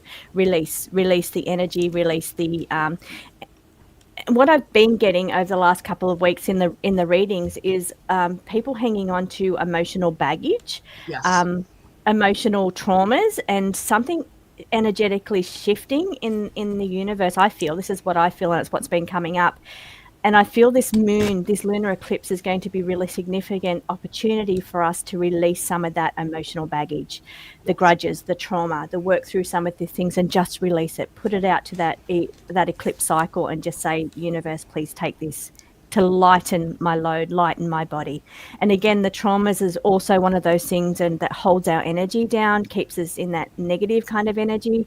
And I think it's a really good opportunity to let the universe take some of that away. Mhm. So Absolutely. I think I just love astrology. It gives us little key points to when's the best time to do certain things. Yeah, exactly. It you know what? Astrology is, to me, it's like when you get a reading from someone. It's a little bit of a roadmap. It's something that, it's not going to tell you what you need to do. It's just going to point you in the right direction. And then you have a choice of different things. Oh, I can go down this street or I can go here. You It's a can choose to destination. listen. You can Yes. choose to ignore Yes. it. Yeah, or butt your head against a wall and just ignore what Yeah, the totally. planets are trying to tell you. Yeah. Yeah, exactly. Your choice. You do. Yeah. You do So I whatever. Yeah. I Go. had that with the Pluto because we've had the big planets, the outer planets moving lately. They're Yes. generational planets. So they cause major changes within communities, within generations, really. And we've had Yeah. all three of them move very recently. And for me, when Yeah. Pluto moved, it moved onto my ascendant. I'm an Aquarius ascendant. So it moved and it's sitting right. If I check it now, I bet it's probably sitting right on my ascendant. And when it first came in, I was having all of these things with my job go on, like all these interruptions and people not showing up to appointments and all of this really crazy energy. Then the economy, and I lost a third of my client base because people just couldn't afford to get photography done anymore. So I was hitting my head and I was really trying to really stay in it because I'd done it for so long. And then when I finally just said, no, I'm just going to go with the flow, I'm going to let it go, I'm going to put the faith in the universe, this is where I am now. And this is I'm so glad that I followed that flow and just finally just let go and let the Yeah. universe just bring me here, which is where I love. Exactly. Exactly. This is what. Yeah. This this is like a a passion. It really is.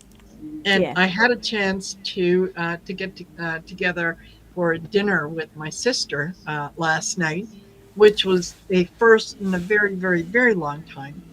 That we can just chit chat back and forth and whatnot.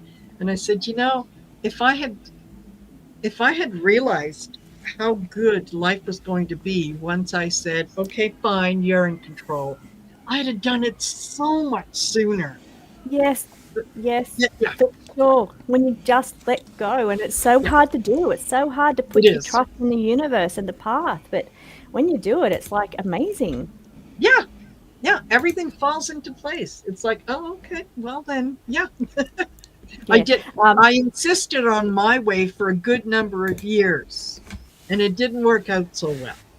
So, It happens in divine timing, though. It happens when it's meant to yes, happen. That's the thing. I always exactly, think, oh, I wish I'd done it in COVID in the shutdown. But then I think, well, I done it when I meant to do it.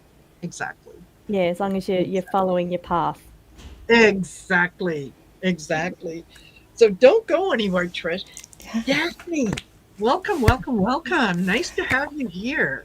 Thank you. Thanks so much for including me. I love this. And Trish, you were really speaking my language today. I work very closely as an energy medicine practitioner with the plants. And up until about 10 minutes before I arrived in the studio, I had every intention of working with Rose and bringing some Rose energy into the Reiki I'm going to offer the group shortly. And Rose is very well known across the planet. It's been with us for tens of thousands of years. It provides so many things for us, so many beneficial compounds and food, vitamin C. I mean, there's all kinds of things that roses do for us. And I had been working with plant spirits for about 2 years, but I never thought to combine it with Reiki.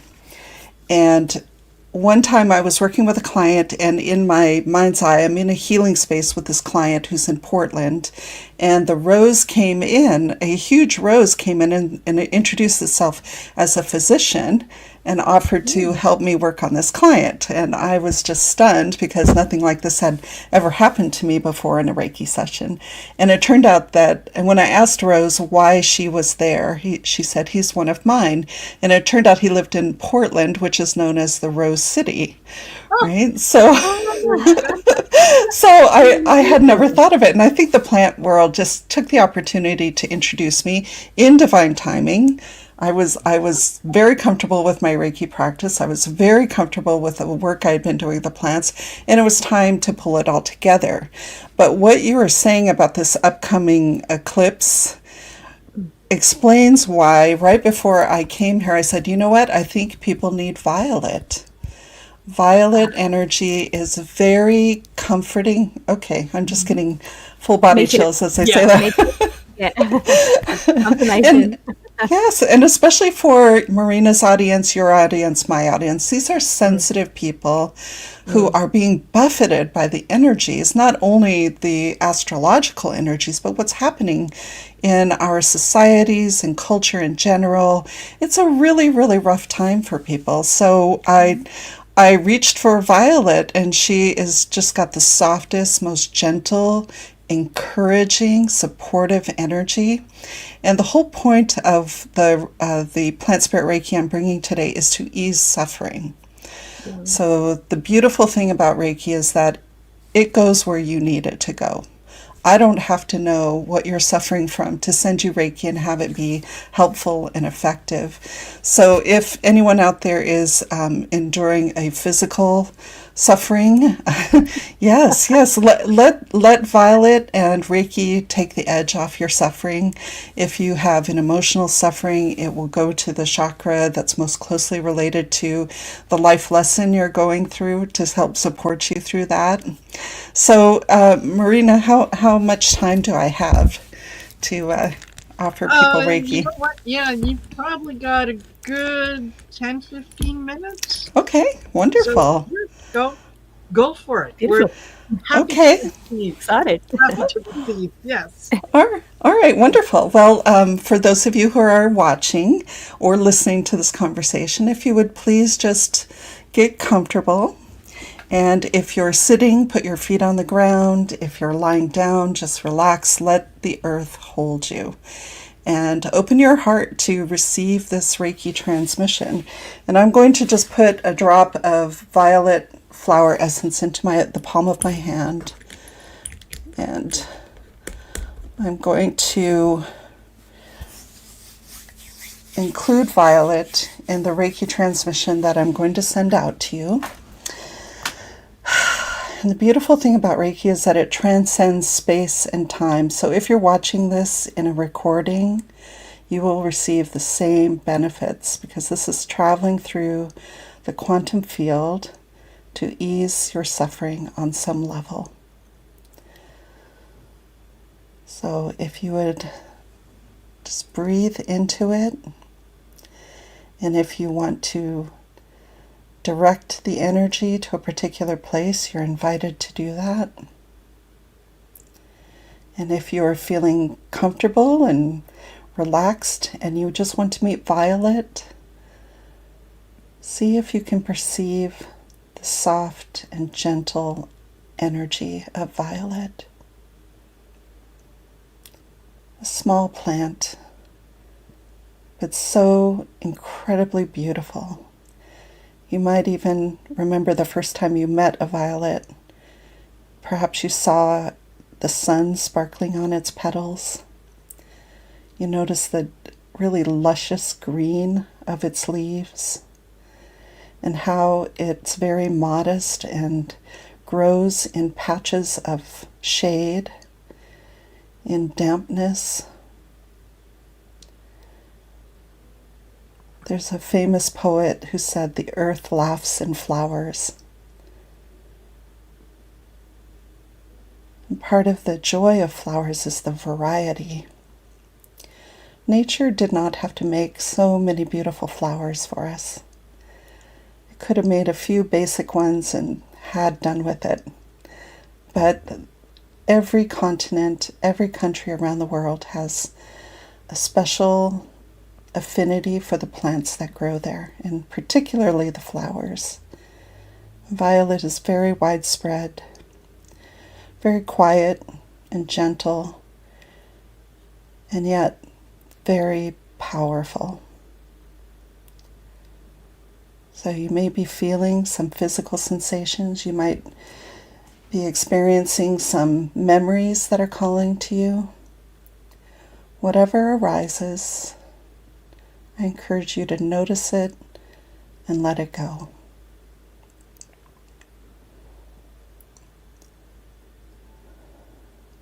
Allow Reiki to pour into your physical body, into your energy body, into each of your chakras, into your thoughts. And Violet might be sharing messages with you like, this will be better soon. A better world is possible. Keep going. Know you are cherished.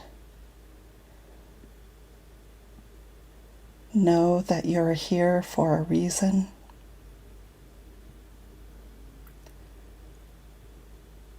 And that you are both loved and loving, and a representation of divine love itself.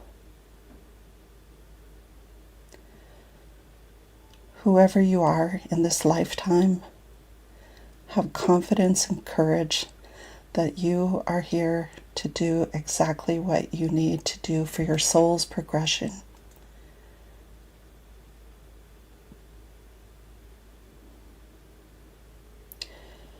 And if you could, like Violet, be fully yourself and to love yourself exactly how you came here to this planet.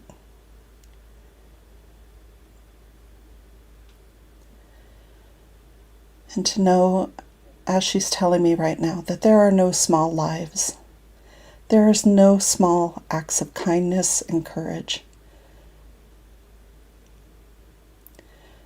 And your suffering will matter in the end. There will be meaningful change. There will be meaningful growth.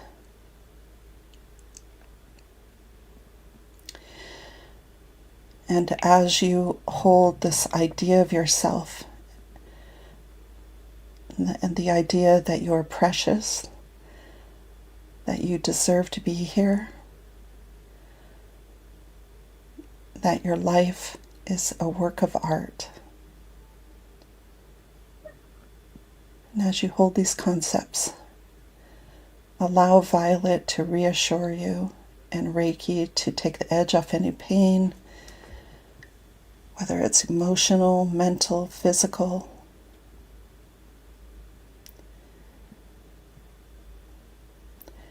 In many cultures, the plants are called those who take care of us.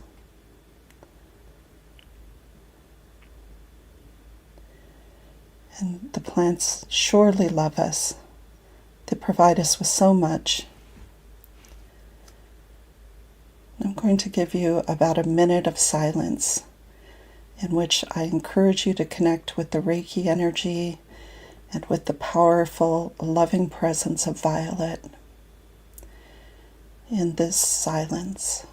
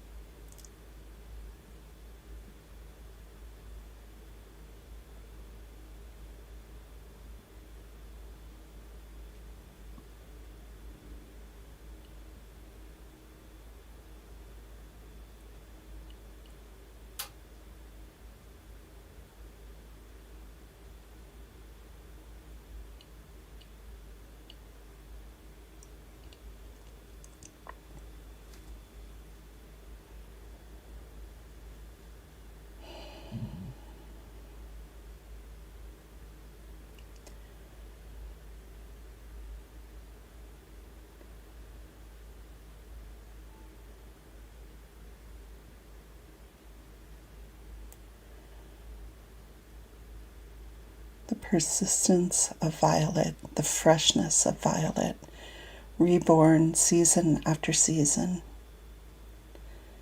She's demonstrating to us a way to sustain hope. Yeah. And I recently heard that hope is a practice.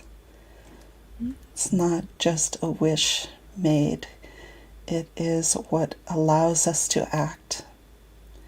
It allows us to pick ourselves up and move forward once again. And I know that someone out there is receiving this Reiki. I can feel the pulsations through the field. Mm-hmm.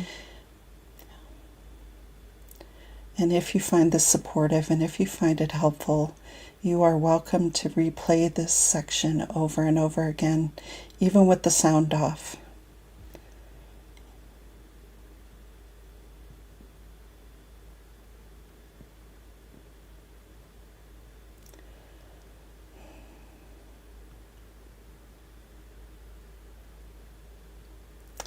A final message of encouragement from Violet.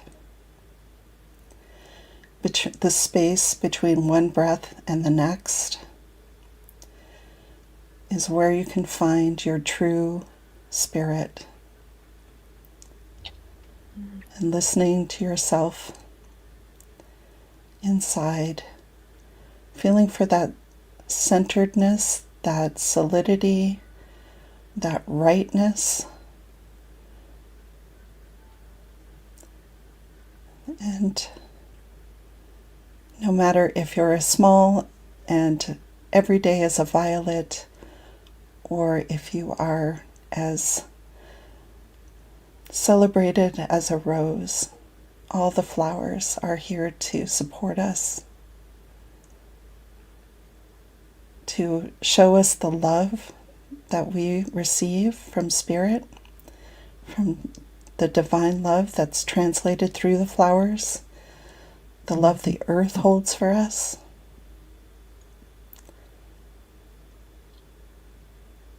Yes, thank you, Violet. And thank all of you for receiving this Reiki and allowing it to benefit in any way you need. Thank you. That was beautiful. Thank you. I felt that. Yes, absolutely.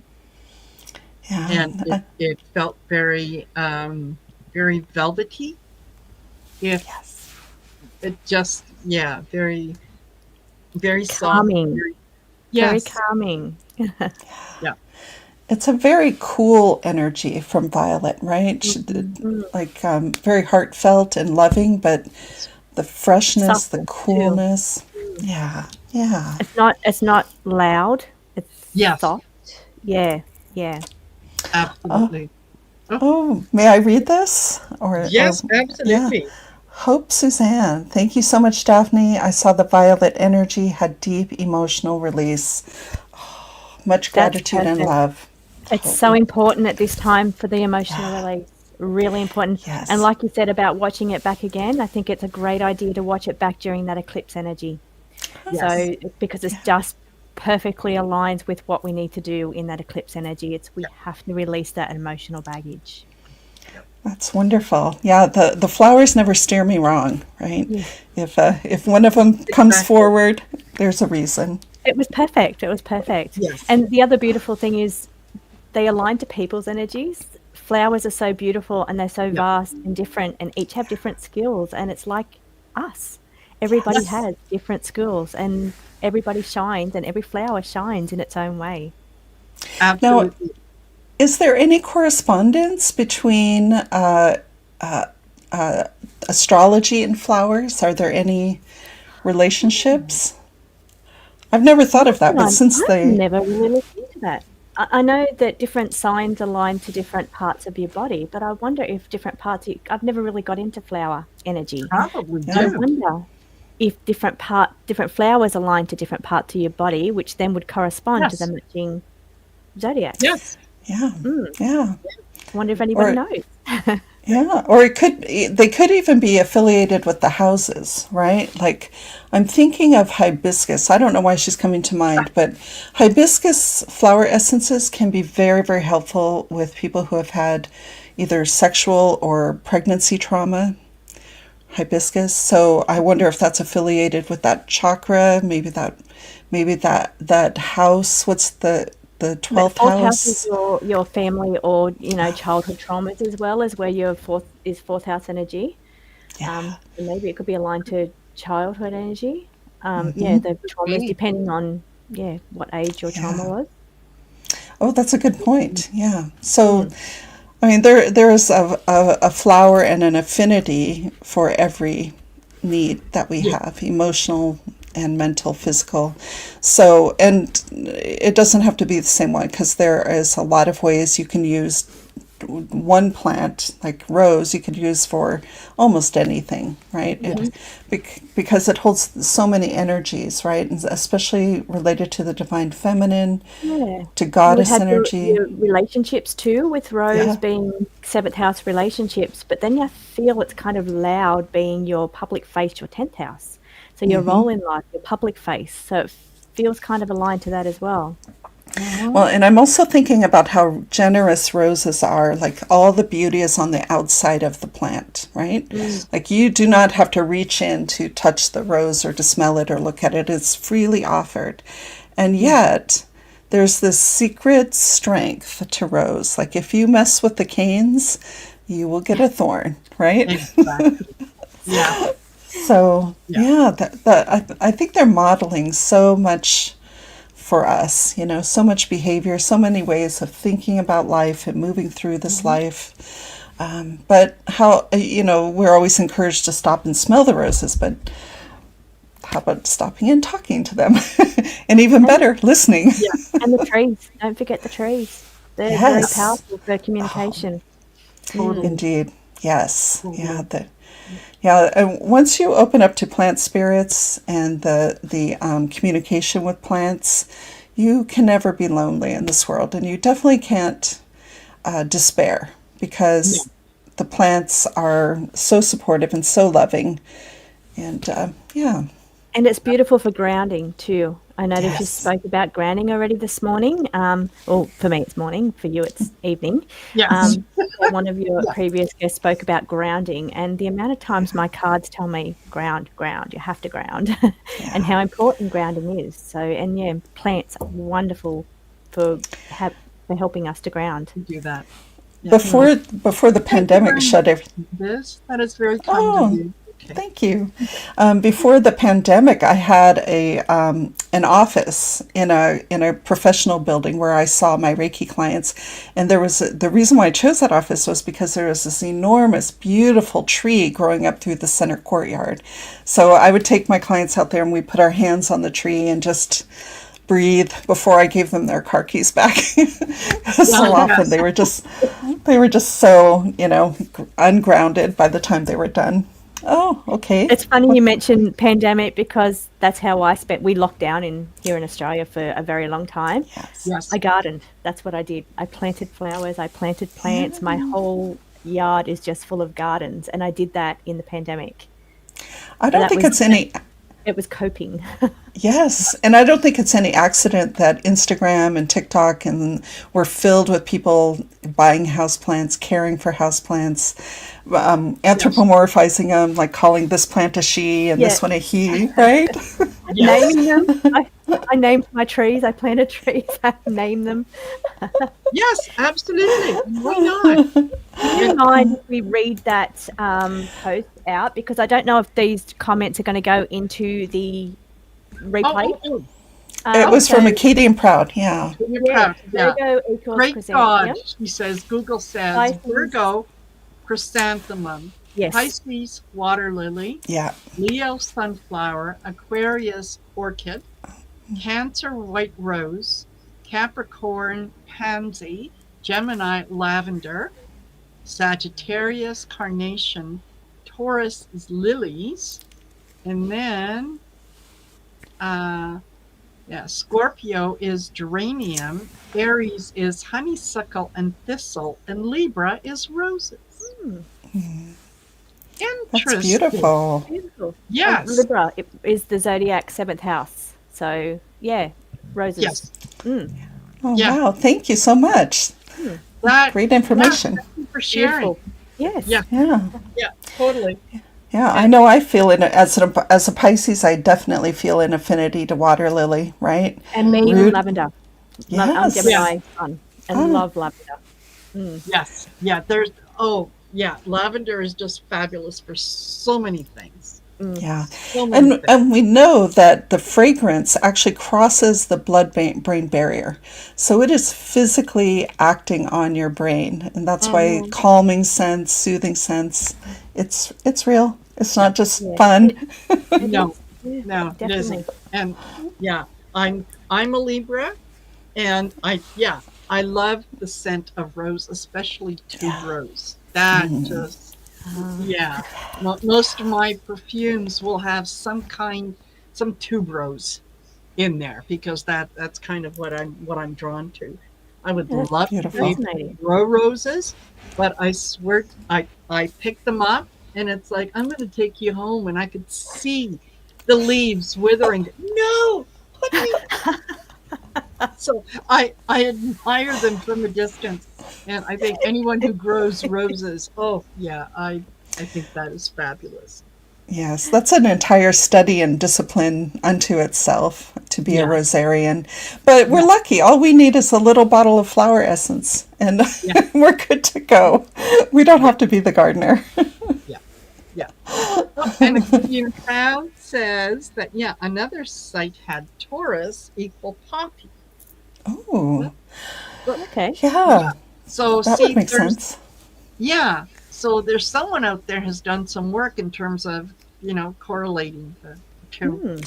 The one thing that I really, really enjoy with violet is a violet will grow where you never expect it to grow. There's a teeny little crack in the concrete, and a violet, well, you're like, ta-da! Yeah. Right? So it's almost like showing us that, we can overcome obstacles by simply being, right? You don't need to tear the concrete apart. You just take the shape of whatever the crack is, and you emerge, and you're fabulous. It's the power, the gentle power of persistence. Yes. So we must keep going. Yes. Despite suffering, we keep going. Yeah. Yeah, it's a beautiful archetype. The strength of the violet. Absolutely. Absolutely. I think it's just fabulous. And the plants do have obviously a healing component to them, because we're all drawn to the essential oils, and we were talking before about the perfumes that are in things, and whatnot. It for me, essential oils is especially mint. When I have a headache, a little bit of mint. Definitely. Yeah. No, there is quite a difference between essential oils and flower essences. And flower essences, one of the reasons that I was drawn to it was that everybody can use a flower essence, and a lot of people cannot use essential oils. And from an environmental standpoint, you don't have to use very many flowers to make an essence, but you have to use a lot of plant material. So, for instance, endangered plants like white sage, right? If you want to make an essential oil out of that, that's rough on those plant communities because they're shrinking. But you can make a flower essence from it without impacting a huge amount of plant material. Yes. Wonderful. So, yeah. Hope is geranium. Yeah, one of my favorites. And she's also asking if I have a YouTube channel. Yes, I do. It is Relax with Daphne. Thank you. Yes, and I also have I have a sound bath coming up, and Marina, I didn't know if I could. Do you mind if I talk about it? No, of course not. Go for it. Okay, I have just a little promo code that I created for your audience. It's Oh, SYL, hold on. and Put it in there. SYL. okay. It's the promo code for my new moon sun bath on this September 21st. And Oh, tickets are available on Eventbrite. okay. And the code is SYL? Yep, Okay. just for you and your people. So There yeah, you go, guys. On on Eventbrite. yeah, Go go thank check it you. out. Use the code. Why not? Yeah, absolutely. And that's, one of my I got into energy medicine because I was helping so many people in my life who were suffering, right? Cancer, respiratory disease, being in hospice, and I just found that it's such a great complement to other healing modalities, right? Like obviously you're going to talk to your doctor about everything, but in between doctor's appointments, where do you get support? Where do you get that healing energy? Well, Reiki, flower essences, sound healing.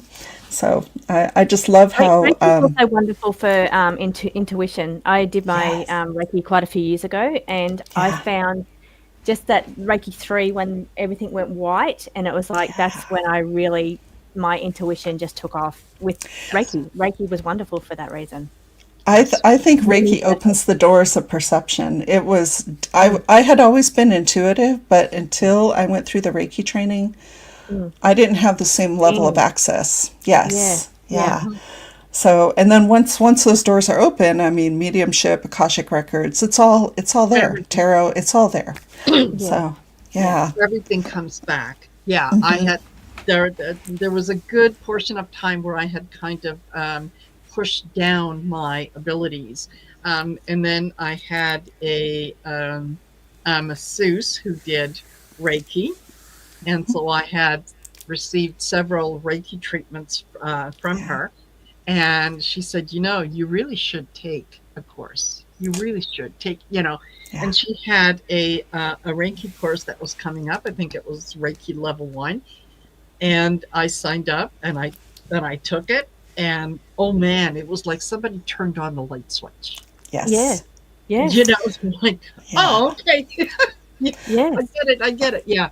It was fabulous. I had planned That on is taking it's more. an experience for sure. That happened to Hmm. me. Everything went white, but then I Yeah. was doing an attunement on another person. I haven't done Reiki for some time, but I was Hmm. doing an attunement, and it was like a dark sky outside, and then all of a sudden the sun just shone through right through the window where we were and Yeah. lit up right at the time I was doing the attunement. It was just Hmm. amazing, and yeah, she never forgets that. She talks about it all the time. Yeah. Oh, Perfect. that's Yeah. fantastic. I'm so glad Mm. to hear confirmation of my experience from you because I tell my Reiki students that this will open doors It does. and you need to know how to take care of yourself. You need to know what to do with Yeah. the information you're going to get. And they're like, wait, I thought I was learning Reiki. I'm like, Yeah. and It's not just Yeah. healing. It's yeah. opened you to a whole nother level. Mm. Yes. It does. And one of the things I think is important to say about Reiki is that, number one, it's accessible. Almost every adult and even some children can learn Reiki. You Mm. can attune animals to give Reiki. And it is very affordable to train. So if anybody out there is thinking that they want to heighten their intuitive skills, sharpen up those clairs, I definitely encourage you to take some Reiki training. Hmm. Yeah. Yeah. Absolutely. And you can do Yeah. Reiki on yourself. Uh-huh. Yes. It's not Yeah. just, yeah, you can do Reiki on Hmm. yourself, and it works. That's It all I does. can And say is, yeah, it yeah. works. And if a lot of doctors and EMTs and nurses are trained in Reiki. In fact, one of my students is an oncologist. Mm, So the word is spreading. Even if it's not something they can bill insurance for, they know that it's an important tool in their toolbox, their yeah, healing toolbox. And yes. one of the things that I found it so helpful as my parents aged is that I'm sitting by the bedside, I'm holding their hand, but I'm also easing their suffering, Yes. helping them be comfortable, helping them feel peace. And Yeah. you don't feel so useless, right? Like, how many times Yes. do we sit at someone's bedside and you're like, what can I do but be here? Well, you can do some Reiki. Yeah. And Exactly. the energy. Yeah. Yeah, yeah, absolutely. Exactly. Yeah. Oh, that is fabulous. That is just wonderful. And Okay. I might pop out and I think I might go and get some mint. all right. Mint on the temples. Thank Good you, thank you, idea. thank you. Thank So And you nice so to much meet for having you. me today. Nice to meet you too, Daphne. That was Yeah. very beautiful, and thank you so much for that Reiki. Thank you. Thank yeah, Thank you, you. everybody. And and Marina and I, we need to set up our next show yes, we together. do. I was just going to say, yeah, we'll be setting that up soon. So just Yeah, watch love those. for the Beautiful, notification. Thank you, Trish. beautiful. Thank you Thank so you much, for being everybody. here. Yeah. Thank you. All Bye right. bye. Bye. Bye for now. Bye. Oops, I've got to get out. I'll have to get out of here. Let me just find the That's all button. right. That's okay. That's okay. Oh, how Yeah. lovely. Yes. So, Yeah. Trish is the developer of her website is trishjamesoracle.com. She has several oracle decks that she has developed and produced and published that are just phenomenal. wow. Yes, um, I have more than a few, and each one is it kind of perfect for doing certain readings for things. Um, yeah, the let's say the governance deck is Ooh. is great if you're doing political reads or whatnot. There's Mm. connections, people who have passed. There's yes, her signature deck, the Stardust deck, which is actually a Ooh. combination of two. It's got Oracle on one side and Tarot on the other side. But they are, yeah, if you have never experienced one of her decks, go on her website and order one because it will blow you away. That's They're, amazing. yeah, I love yes, that. they're, yeah. She, Uh, what I really like is the fact that not only does she put the decks together, she does all the artwork and everything else. But once the deck is done, she works with it on her channel doing readings for 2, 3, 4, 6 months to make sure that the deck works, that it is, giving the message that it should. that And is I think, yeah, fantastic. I think Yeah. that is just phenomenal stuff. I think that speaks to the not only the flourishing of intuition among humans Mm-hmm. right now, but the Yes, fact that you would need a specialty deck at all. yes, That is amazing. I mean, I'm so impressed with humans. I know that we yes, are not all behaving as well as we should, but our creativity, our forward looking, right? Like the future really matters. And it we does. are, yeah, Yeah. And I don't know about you, but I am excited about the future. I know that yeah, right now it may um, it may look challenging, but I'm up for the challenge. yeah, It's okay. I feel like, I've been here before. I've done this yeah. before. Um, Made it through the last couple times, going to make it through this time too. This is Yeah. it's a growth. It's what we are evolving to, and I think we're evolving into something much better, Yes. more Yeah. humane. Yeah. So I love that idea. And I hope that I know that people are feeling very down and feeling despair. And yes, there are things that we need to fix. mhm, But I hope that they will hang in there because better times are coming. And absolutely, there's going to be some phenomenal opportunities and just inventions, innovations, art, books. Absolutely. Yeah. Yeah. Yeah. And let's face it, we all, it's kind of like walking through an old house that creaks. And you're not exactly sure where the creaks are coming from. And you kind of have to examine everything and, get right down to studs and whatnot to figure out where the noise is coming from. If you don't do Yeah. that, you'll never fix the squeak. Yeah. So while this feels sometimes unpleasant, until we identify what we need to fix, we can't fix it. Yes. It's like what are you going to do? Right there, we need to see where the cracks in the foundation are, where the joists are out of joint, so that we can build a stronger house, a stronger foundation, one that is going to sustain us for a lot longer. And if that means we have to redo the basement or redo the top floor and get rid of what's there and put up something new, Yeah. that's a good thing. I think a lot about the Tower card in tarot Yes. and how there's a lightning bolt that strikes the top of the tower crumbles, people Yes. fall off the tower, and there's a dark, threatening sky. But what happens afterwards?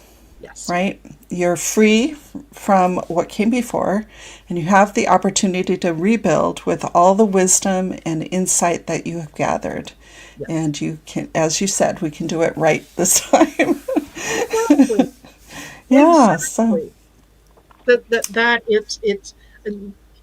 it's all an adventure. It's all looking at things with anticipation.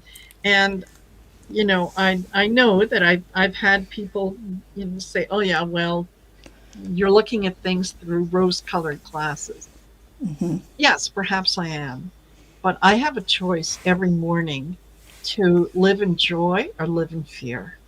yeah, Living in fear isn't going to get me anywhere. Living in yeah. joy might bring solutions to things that I hadn't thought of.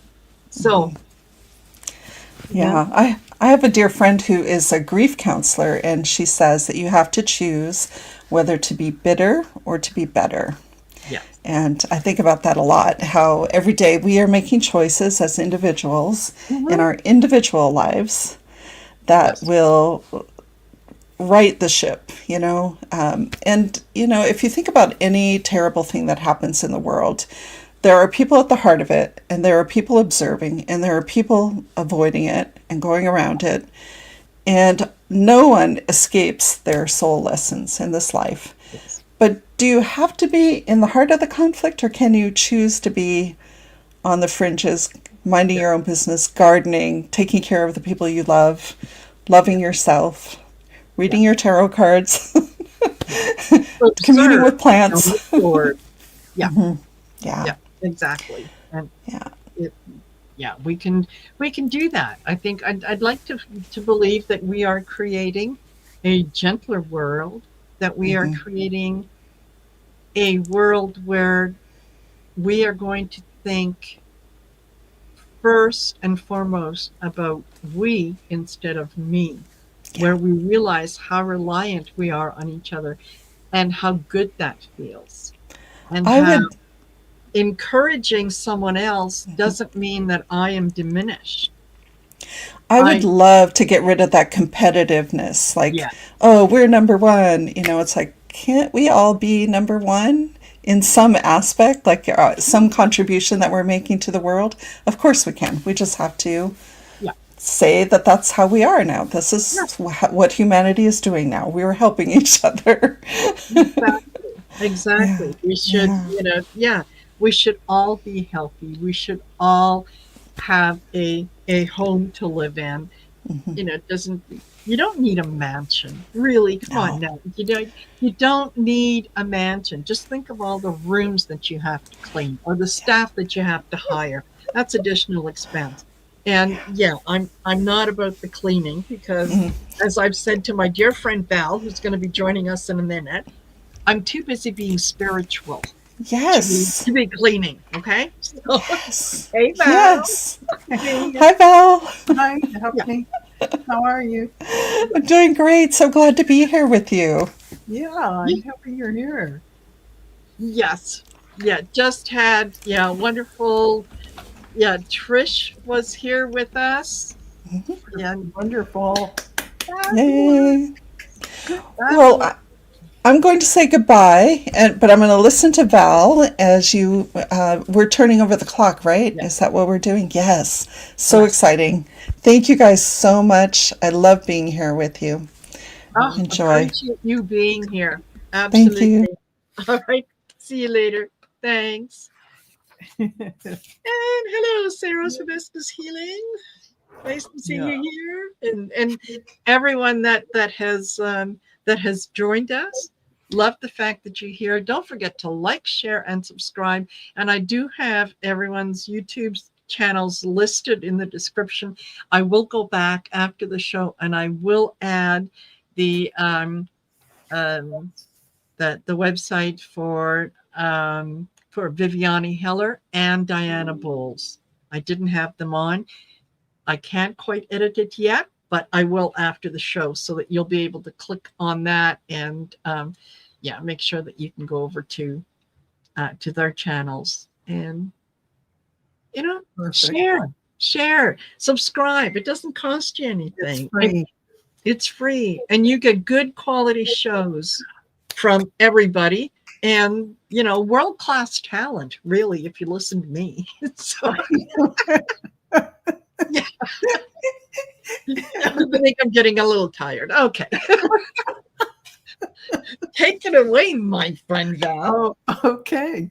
So everyone, take that deep breath in because there's some activations involved in this. So go ahead and imagine that light filling your heart. And in fact, on the out breath, filling your entire body and even the earth and the multiverse with your energy. Beloved source of all light, infinite monad of which we are. In this sacred now, we open to receive the activations of our divine radiance.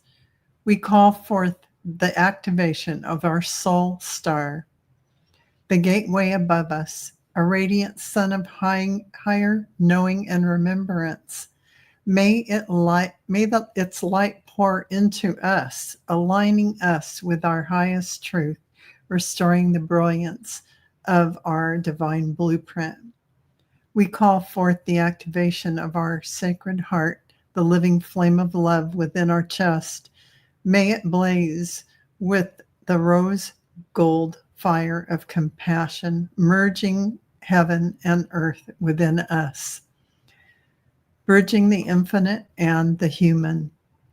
We call forth the activation of the monad embodiment, no longer separate, no longer reaching. We are the monad here and now, the one soul shining through every breath, every step, every word.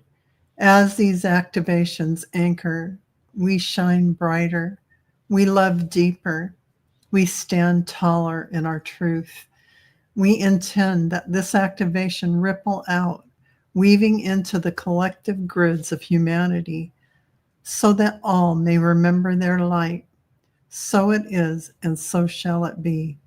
Thank you, thank you, thank you. It is done. Amen. Amen. Okay. Ah, All right. And with that, fabulous. I'll pop back out Yes. and I'll be back one last time. Yes, you will. Thank you, Val. These are always so powerful and so good. And yeah, I'm just glad you feel enjoy it. Thank you. wonderful about it. So I'll see you soon. thank you, Val. Bye-bye. Yes, Yep. absolutely. Absolutely. Okay, so hey, it's just me. Just you and me. Okay. Just want to again let you know about the merch store. I'll put the banner up here for a second. Here we go. If you go to my YouTube channel and click on the 3 little dots, and then it says more. If you click on that and scroll down, you'll see there's a spot. It says merch store. You can click on the link, and it will take you to the merch store, where you can see all kinds of fabulous things, including a lot of the Shine Your Light items. Like I said, the coffee mug, the t-shirt. Look, I'll stand up. You can see it. It says Shine Your Light 2025. Love, light, compassion, and unity. And you know what? Anytime that I wear this t-shirt, I get a lot of people who say, Shine Your Light. What's that about? And yeah, I can explain it. There's all kinds of different things, and especially the lovely teddy bears. I love these. I absolutely adore them. You have your pick of the color of the t-shirt, and yeah, this one says love, light, compassion, unity, but they can also say be the change, or there's several other ones to choose from. So by all means, go check it out, because it's your way to support the channel. It helps me to offset some of the expense with the extra time for that I need on StreamYard to do these shows and all that kind of good stuff. You know what it's like. I will also very quickly, I will direct you to my fabulous new and improved website, which is, here you go, marinasheartcentertarot.com. Check out the different readings that are available. Check out the classes that are available. If you've been thinking about signing up for a class, but you're just kind of sitting on the fence, I'll tell you right now, take the class in September, because my prices are going to increase as of October. And that's going to be for the classes, for readings, for everything, basically. So if you have a chance, do it. Do it now. So, all righty. Thank you, Jules Niner. Gonna check it out. Hello. And I see Don Turner's here, and Edward Kenneth, and Katie and Proud. Oh my gosh, there's so many of you. Thank you for being here and spending part of your evening here with me and with the guest. And listen, look who's joining me. Say hello to Diana Bowles. Hey, Diana. Hello, everybody. How are you? I am well. How are you? I guess I'm not really paying attention to the time. That's okay. I'm retired. Yeah, that's right. There's a reason I don't wear a watch. Yes. And I don't switch my clocks either, because my phone will tell me if I have an appointment and what time it really is. Exactly. Exactly. And Edward kind of says, am I putting a tariff on my classes? No, there is no tariff, but let's just say I'm putting no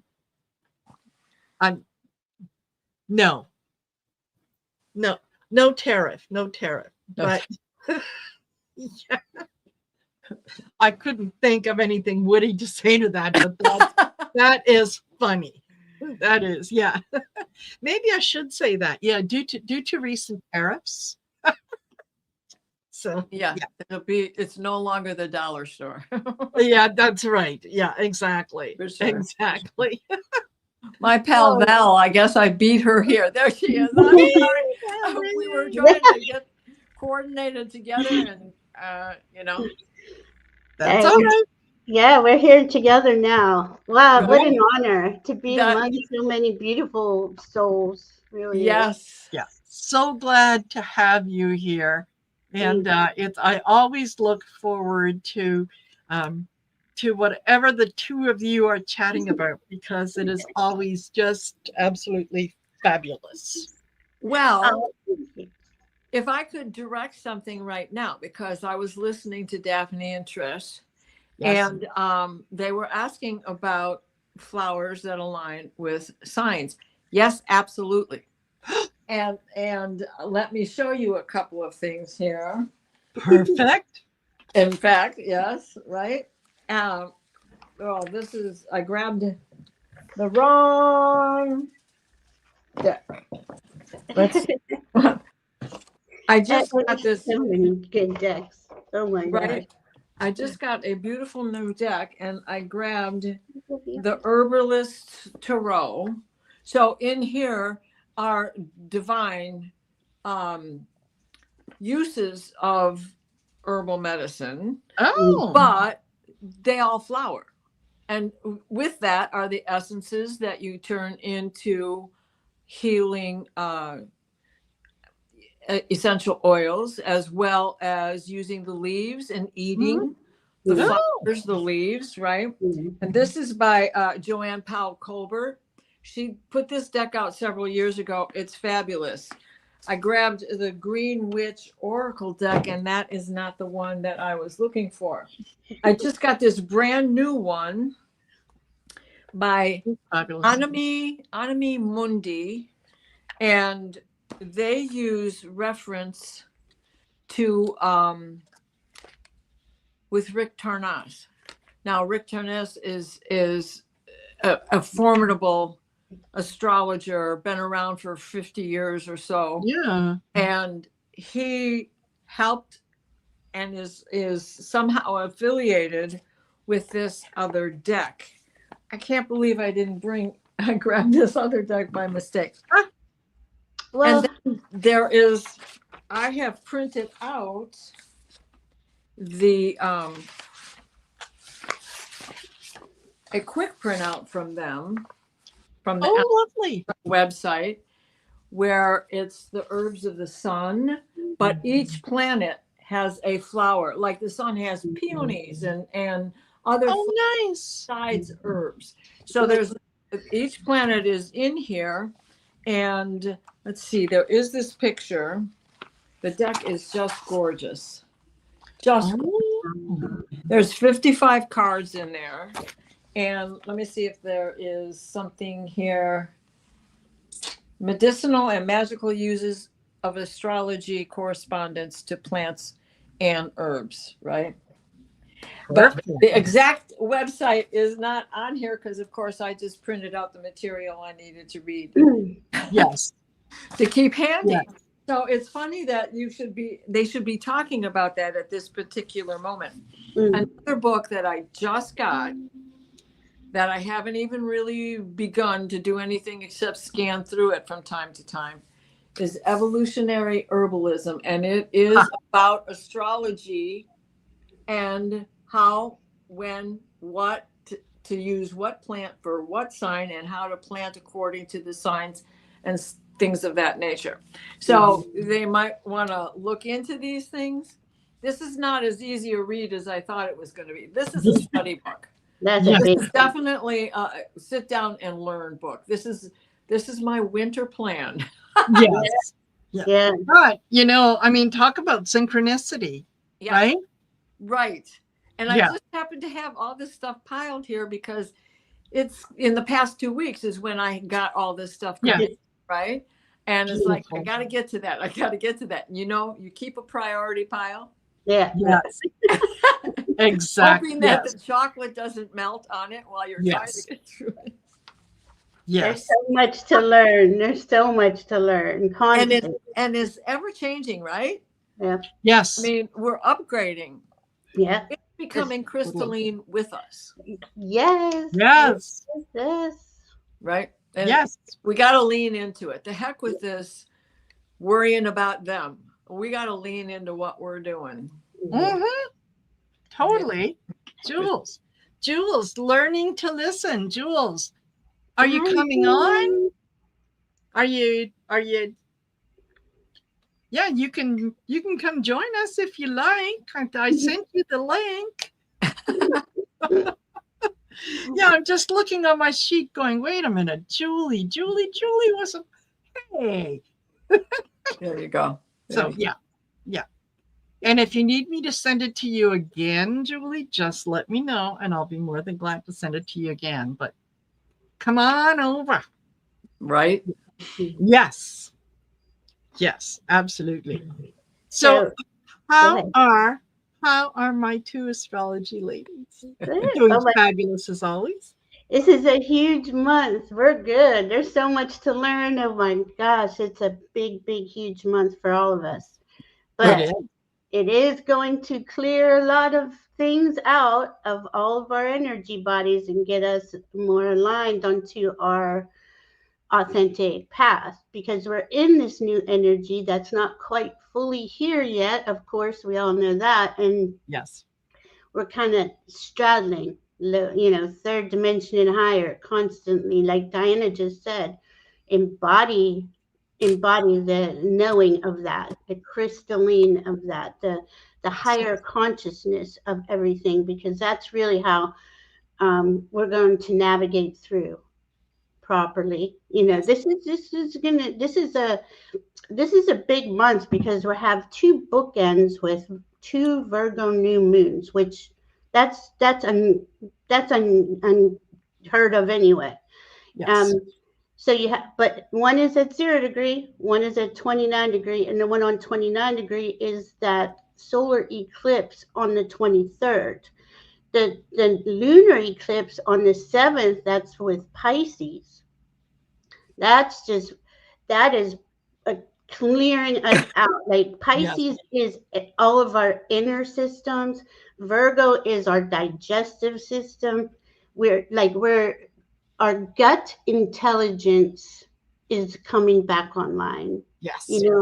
Like it really is. Our gut is just as important as our heart, our psychic abilities, everything working together is really what the goal is. What do you think, Diana?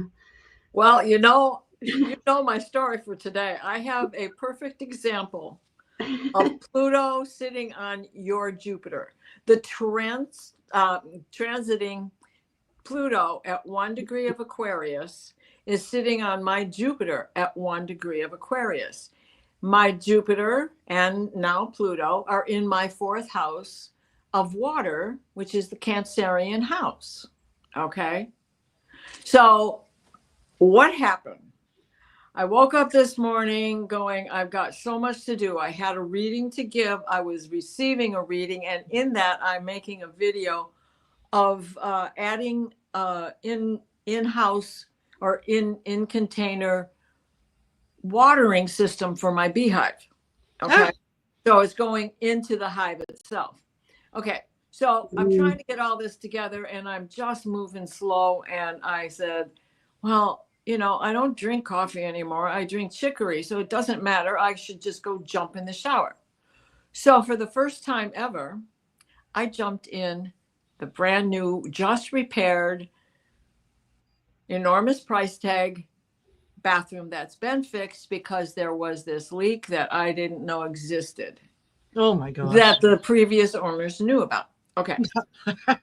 So it's been ongoing for the 6 years that I've been here. And last September, the deluge came down and it for sure had to be addressed.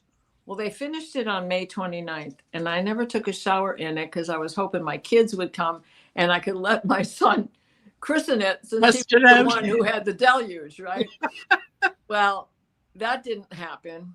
But this morning I said, well, I'm just going to jump in the new shower. It's time to test it. And I haven't run the water. So I'm in there, getting ready for this reading and get dressed, soaking wet hair, come downstairs, and all over the kitchen floor is a flood. So here we have Saturn getting ready to go into Pisces and Neptune following with him. They're going back into water. In this emotional water house, the 4th house of Cancer, I have the big expansive Jupiter blowing it all up one more time with Saturn going, I told you there's still going to be one more thing that has to be fixed. Mhm. And you're going back into a flood. And sure enough, right? So I didn't have time. I had a reading to give.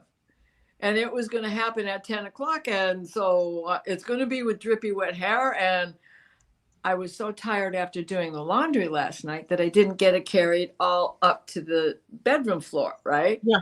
So it's all over the dining room in baskets. And luckily, the stuff that was there were towels and blankets. So it just all got thrown on the floor. I went and did the reading. Then it was time to go outside and film the bees.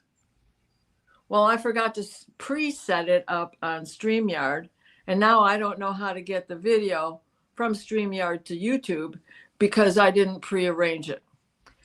Quandary. Oh, I can help you with that. Okay. So my hair, We'll talk. not that my hair is beautiful all the time anyway, but I had a pith helmet on holding up my bee bonnet while I'm filming this 16-minute video. It's not forever, you know, it's only 16 minutes. Why can't I figure this out? So there you go, you know, this expansiveness of emotional things. And I just get done with that video, and the handyman that has worked for me many years now shoots me a text. I just woke up. What the hell's going on? I'll be at your house in 20 minutes. And then, of course, we sat down for 2 hours to just have a conversation. And then it was time for me to have a reading, which I already forgot about. And just to add to all of this confusion of today, I throw the dogs in the car. I'm on the way to the lake. It's going on 8 o'clock. And she says, well, we're due on Marina's show at 9. I forgot it was Saturday, the 30th. So there you have Pluto and Jupiter playing footsies in Aquarius, blowing it all up. Yep. This is why it's in my first house as well. It's actually in my 12th house. That's why I'm not going far. I don't go far. But we all have. Well, I'm just going to stop you just for a sec. I do have to make a quick stop in the little girl's room, so I'm going to take myself off camera, but I'm going to be listening. Okay. Monitor us. You two carry on. You've done this before. You know what to do. Once or twice. Yes. All right. Okay. See you in a bit. So we all are all signs. We have all of these signs in our chart somewhere. And that's all I wanted to say. So we have Virgo's a big player this month, and that Pisces lunar eclipse is really going to help us internally remove, and that's mind, body, soul. So if you know that there's something you want to release, something you want to clear out, something you want to once and for all, I'm done with it, you know, I'm going to do a detox. I'm going to do like a fasting thing, because I try to do that every fall during the eclipse season, because it really does help readjust your gut biome and all of it, everything in your body. This is the setup for the rest of the year, which all those outer planets Diana was talking about are all in retrograde. Well, Saturn goes back into Pisces on the 1st, tomorrow. Is that tomorrow? Next day. So we have all of those outer planets going back in retrograde, getting trying to see what they need to remember, what they need to review, what they need to go over, and that affects all of us. All of this affects us on some level. And then we have the sun and the solar flares and the earth and the Schumann resonance, and everything is, we all know what's going on. We all know what we're feeling. This is be gentle on yourself, especially this month. Take this month easy. Be easy and honor yourself, honor your journey. We've all come a really long way. You know, I mean, our whole lifetime has led us to this point. And it's important that we kind of just take that pause, take those breaths. That's something Diana always says when we're together. Just take the pause and take the breath, because it's not over. It's not, we're still going to be unfolding, uncovering into next year, but we do see next year lightening up a bit in the middle. Yeah. Hopefully. Well, the other things that are the mundane daily things, but the biggest right now that is adding to all of this, what the hell, is this A1 or 3-1 Atlas. Yeah, that's a biggie. This is not acting like any comet ever acted before, no matter what they say about the other two, Humeya, no. And the tail of that comet is half the width, the size of the sun. Of the sun. And it's growing. And the main thing to remember is if you have a autoimmune disease or just an empath, like all of us here, remember that that tail is microwaving the ultraviolet that's already coming off of the sun. So it is making it even more intense. So if you need to stay out of the sun for the sake of your autoimmune issues, rheumatoid, arthritic, whatever they are, please remember to do that. Wear a babushka, put that sunblock on, don't listen to nothing, wear zinc and even Hawaiian Tropics, because it at least helps for an hour. It's important to guard yourself at this time. And that's true, right? Protection on the inside, protection on the outside, and physical protection, and putting your bubbles on, putting grounding, connecting to your spirit team every day. All day I'm just like, thank you, show me my next best step. I don't have the answers to go, oh, this is what I'm doing today. Boom, boom, boom. I just kind of feel through the moment, because it's a moment by moment thing. And Virgo, where those two bookends is 0 and 29, that's the beginning and the end of a degree of a sign. And that's Virgo. Opening, closing is our day-to-day life, our day-to-day activities. How do we conduct our days? Do we like how we have our days set up? Do we want to make changes to that? That's a really important thing with that Virgo, as well as Virgo's the healer of the zodiac. And if there's any kind of alternative healing or even traditional medicine, anything that you would benefit you. The ladies earlier were talking Reiki, that get energy healings. All of this matters, especially during this month. This is why it's good to take it easy, really feel in with your heart to what would benefit you. If it's a healing protocol, or if it's like Diana was saying, what are you wearing outside? That sun is really potent. It keeps, we have so many flares, it's just constant. And they're coming back, and they started again yesterday, but they at least, the wind is blowing it still behind us rather than being earth centered. But in the next couple of days, watch out, here it comes again. Here comes the 19th nervous breakdown. And that asteroid comet is that it's never, this is the third one, that's why it's called 3, that's had this kind of shape and this 3 interstellar. The third interstellar, what is it? Right. And it's being driven because it's not following the flow of the universe, the galactic sheet waves and all that. It's a deep thing. When you really listen to these scientists talk about it, you're like, whoa, what is this?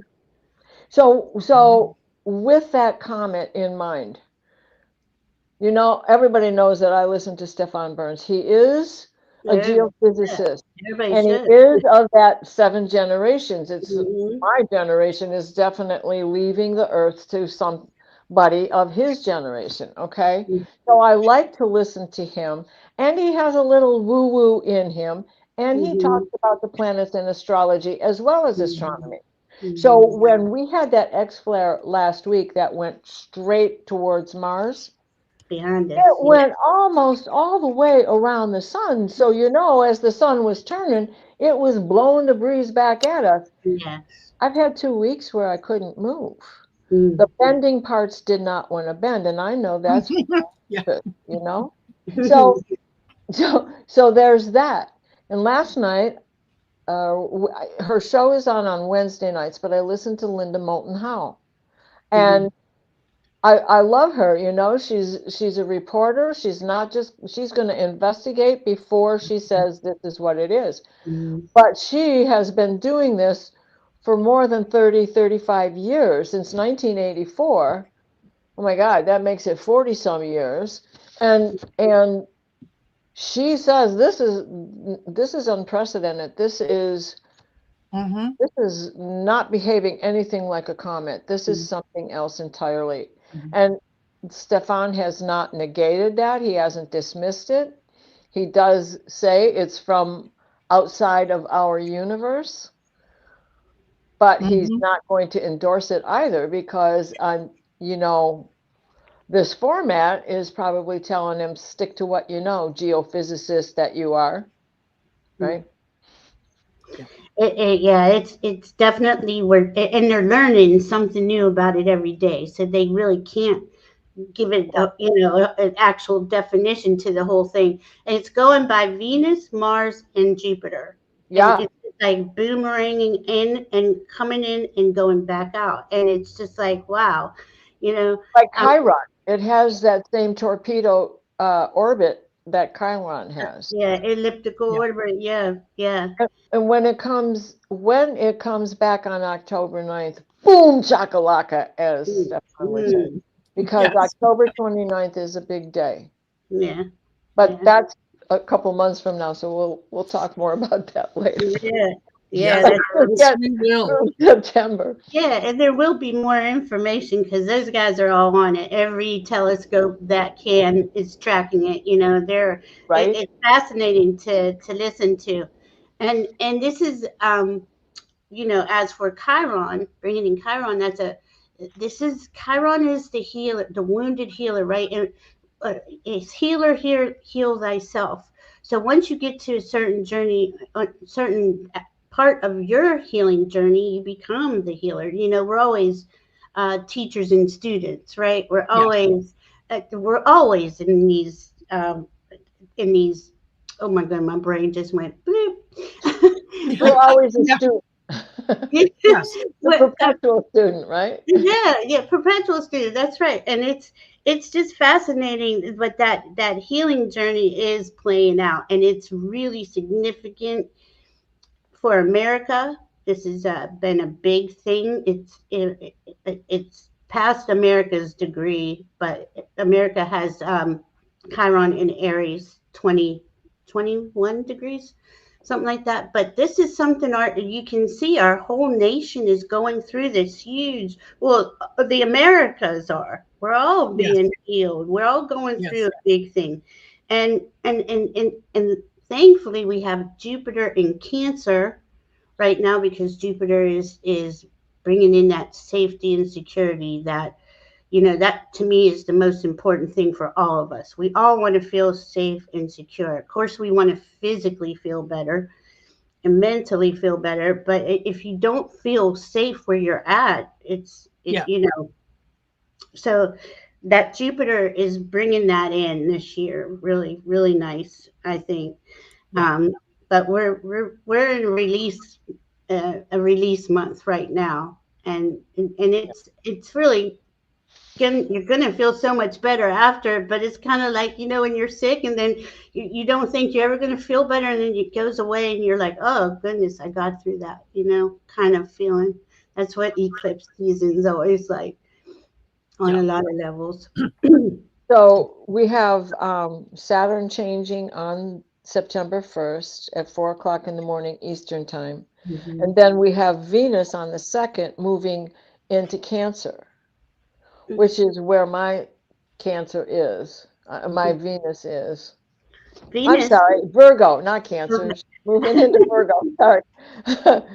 Yeah, What makes you all this, moving? right? So she's going to be.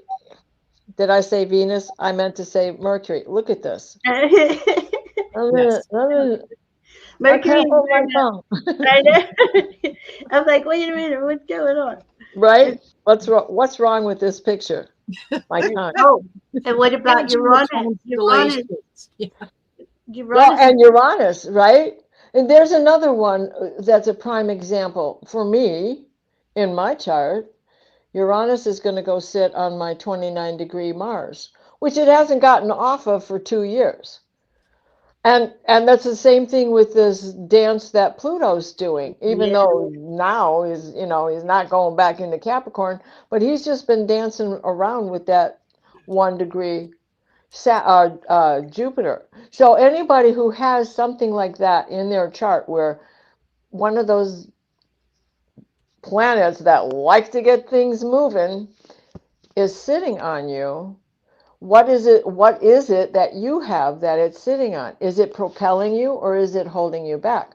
So Taurus is a fixed sign, and Uranus is going to go back from this breathing air sign. That is what Taurus is, Uranus rules is an air sign, but it's a fixed planet. So it's going to be just as happy over there with Taurus because Taurus is a fixed sign.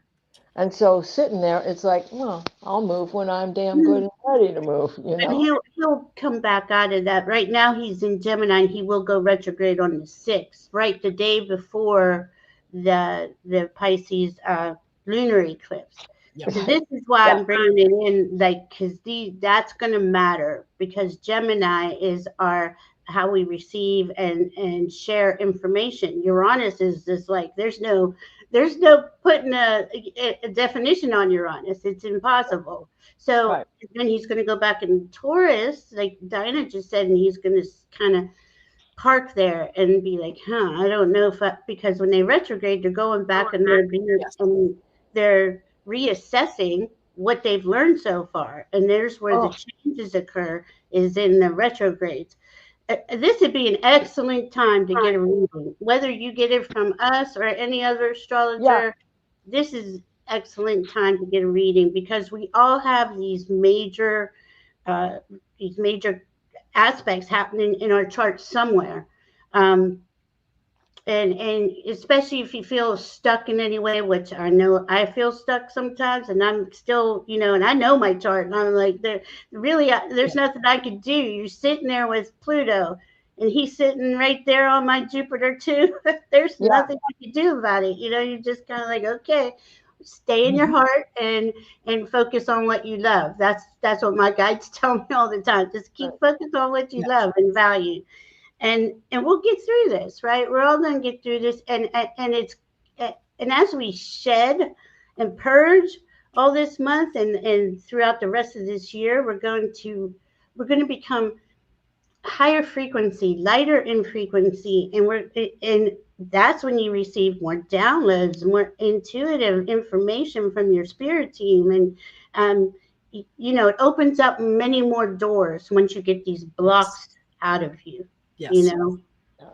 Well, it's like here's Uranus and Gemini, bits and pieces of new information that, when Uranus is over there in Taurus, is a good time to start reflecting on it and learning it and organizing it in your head. Maybe not getting it all saturated yet, but time set aside, unplug, and begin a study on something. Oh, that's a good idea. Yes. Yeah, absolutely. Great time to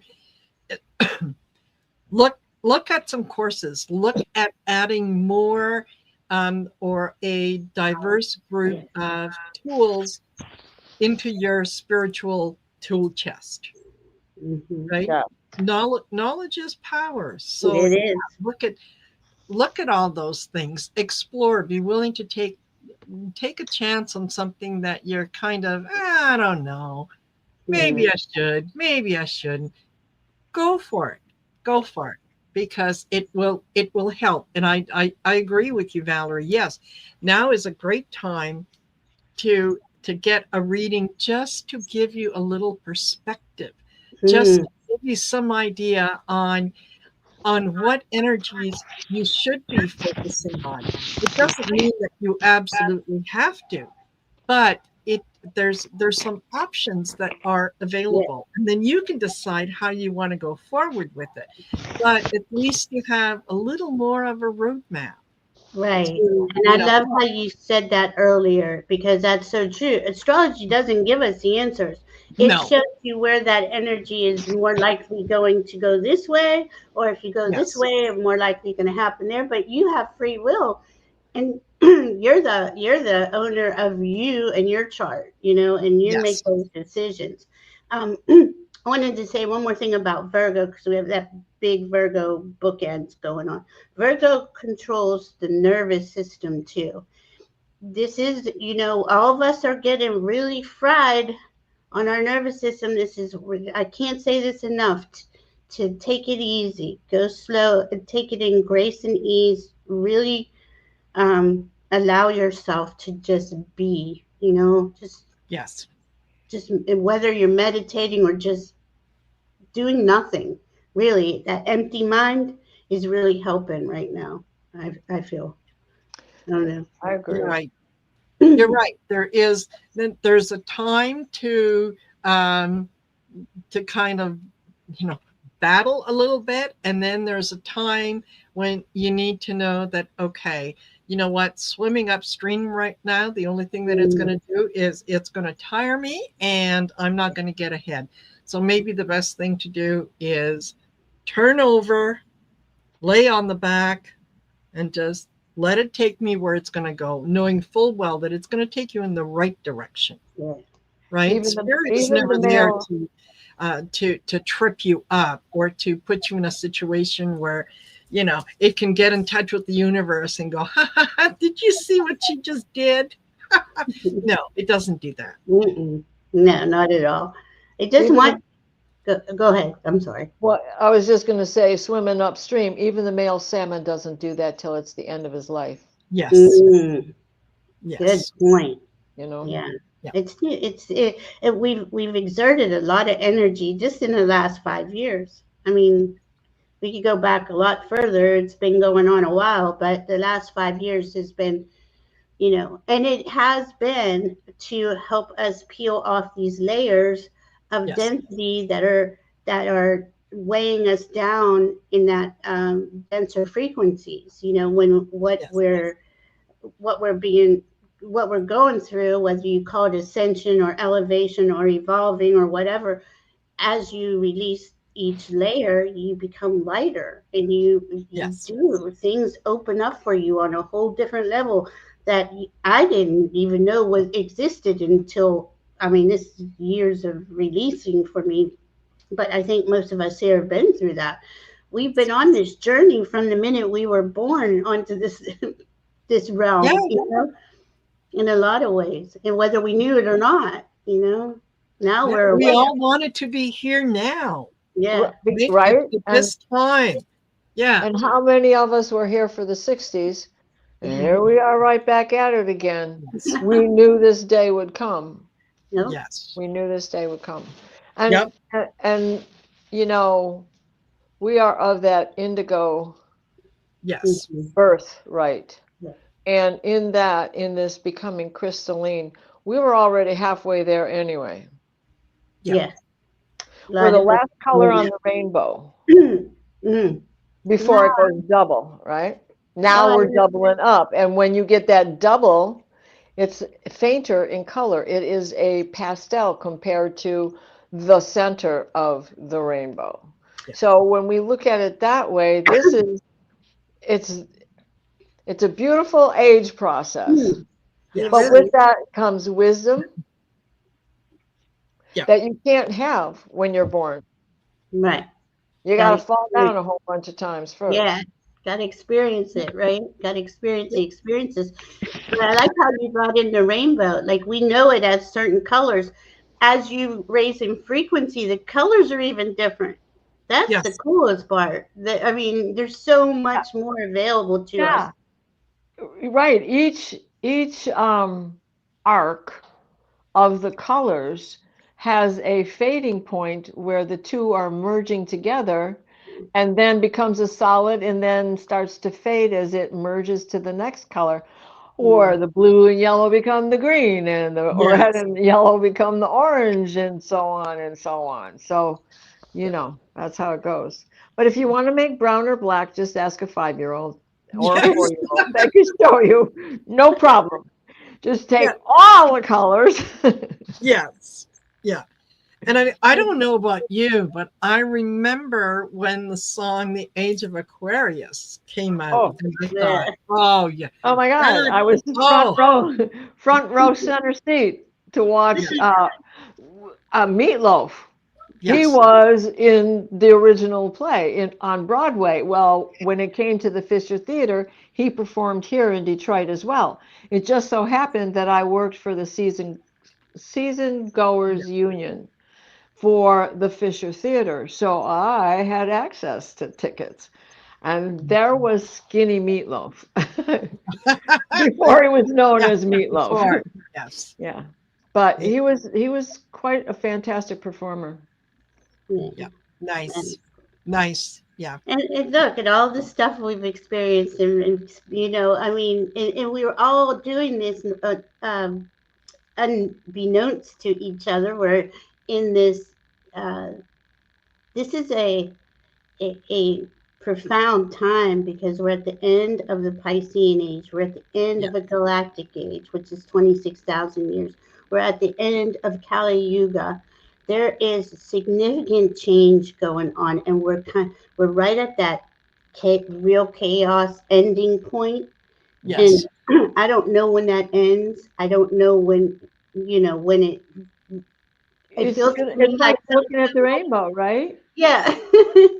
Yeah. and They it and have to meld together. They have to have that flavor of each other in order to become independent of the next.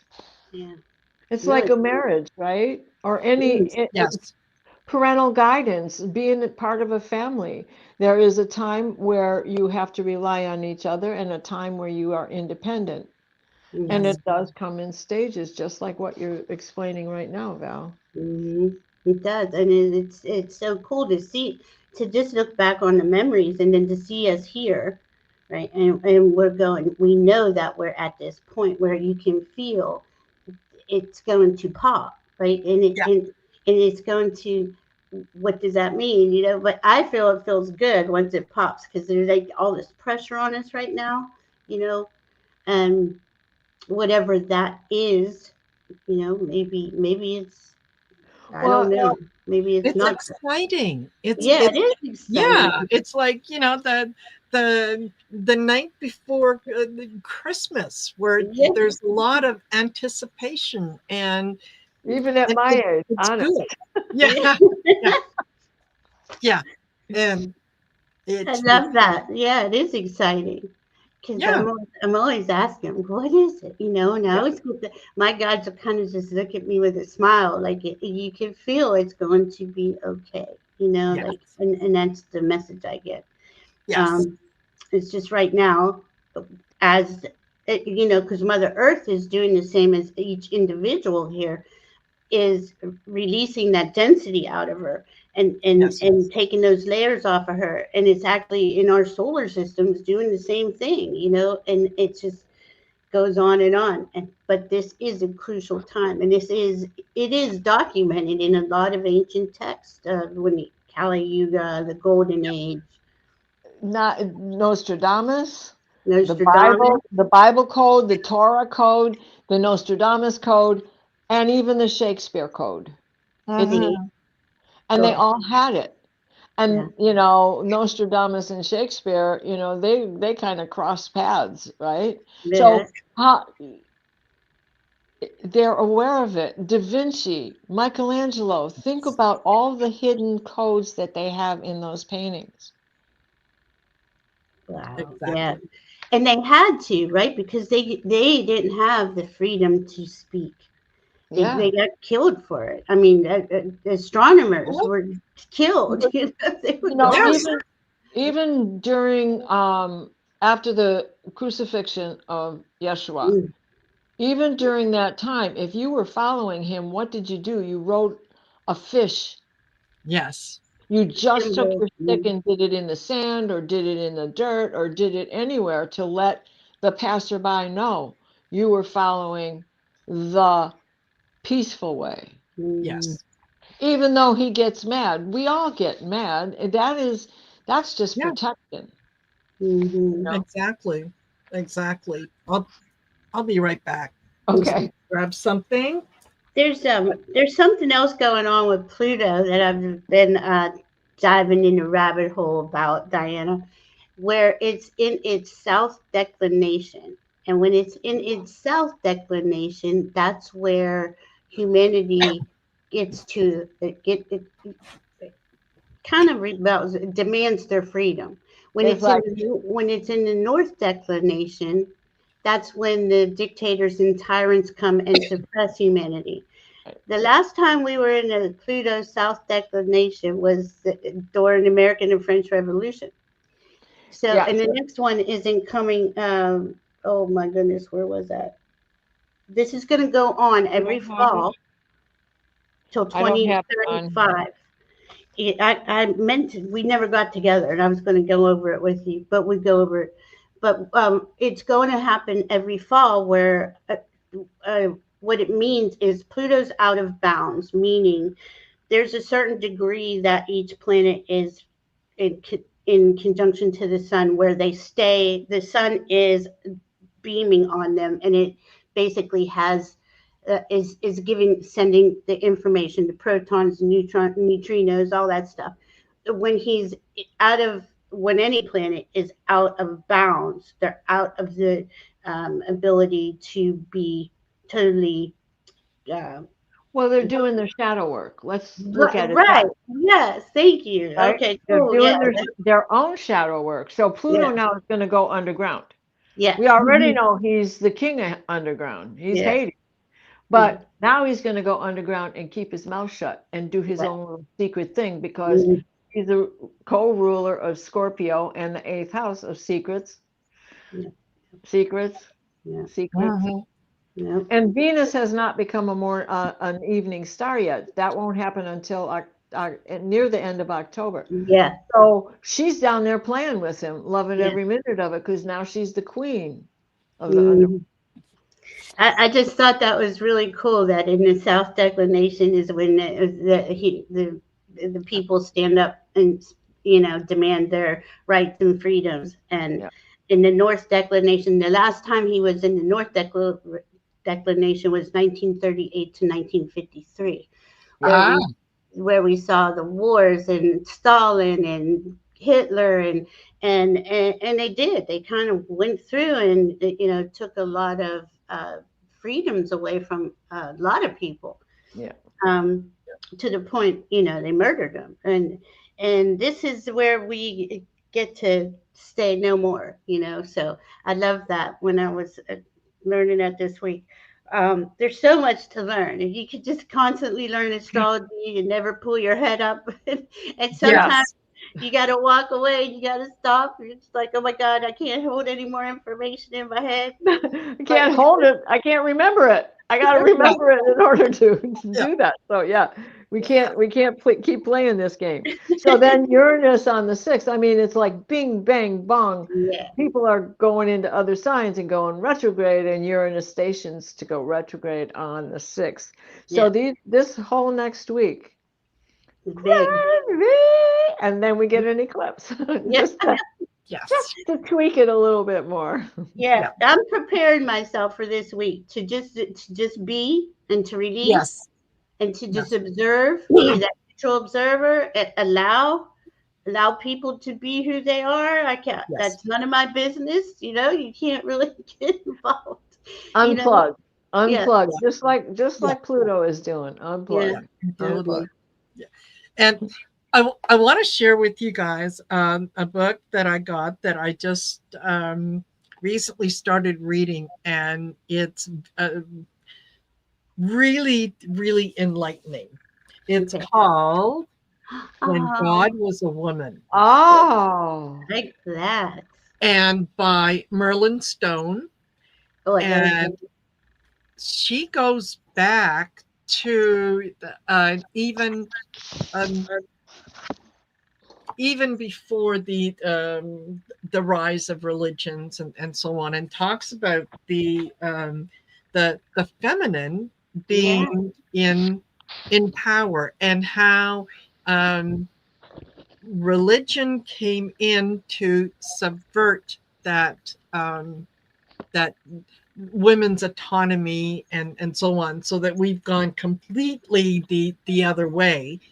um, and it's absolutely fascinating to be able to historically go back, and even through archaeology and whatnot, that things that they're finding um, 27,000 years ago, 100,000 years ago, and they're finding these little statues and whatnot that are statues of women as heads of government, as leaders.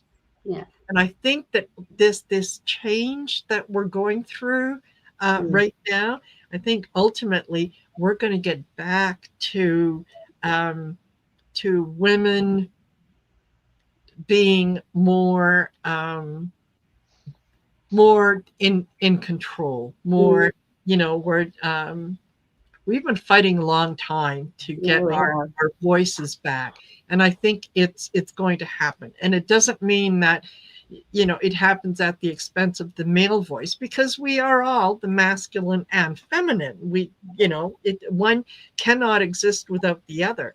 But I right. think that we get a lot more of that power back, and with that comes I think a much kinder, gentler world. Yeah. Yeah, that's the 9 candles I did earlier. That was Yes. what it was about, reuniting the divine masculine Yes. and the divine feminine, and not just without us, but within us, Mm, Yes. because that's where it has to start.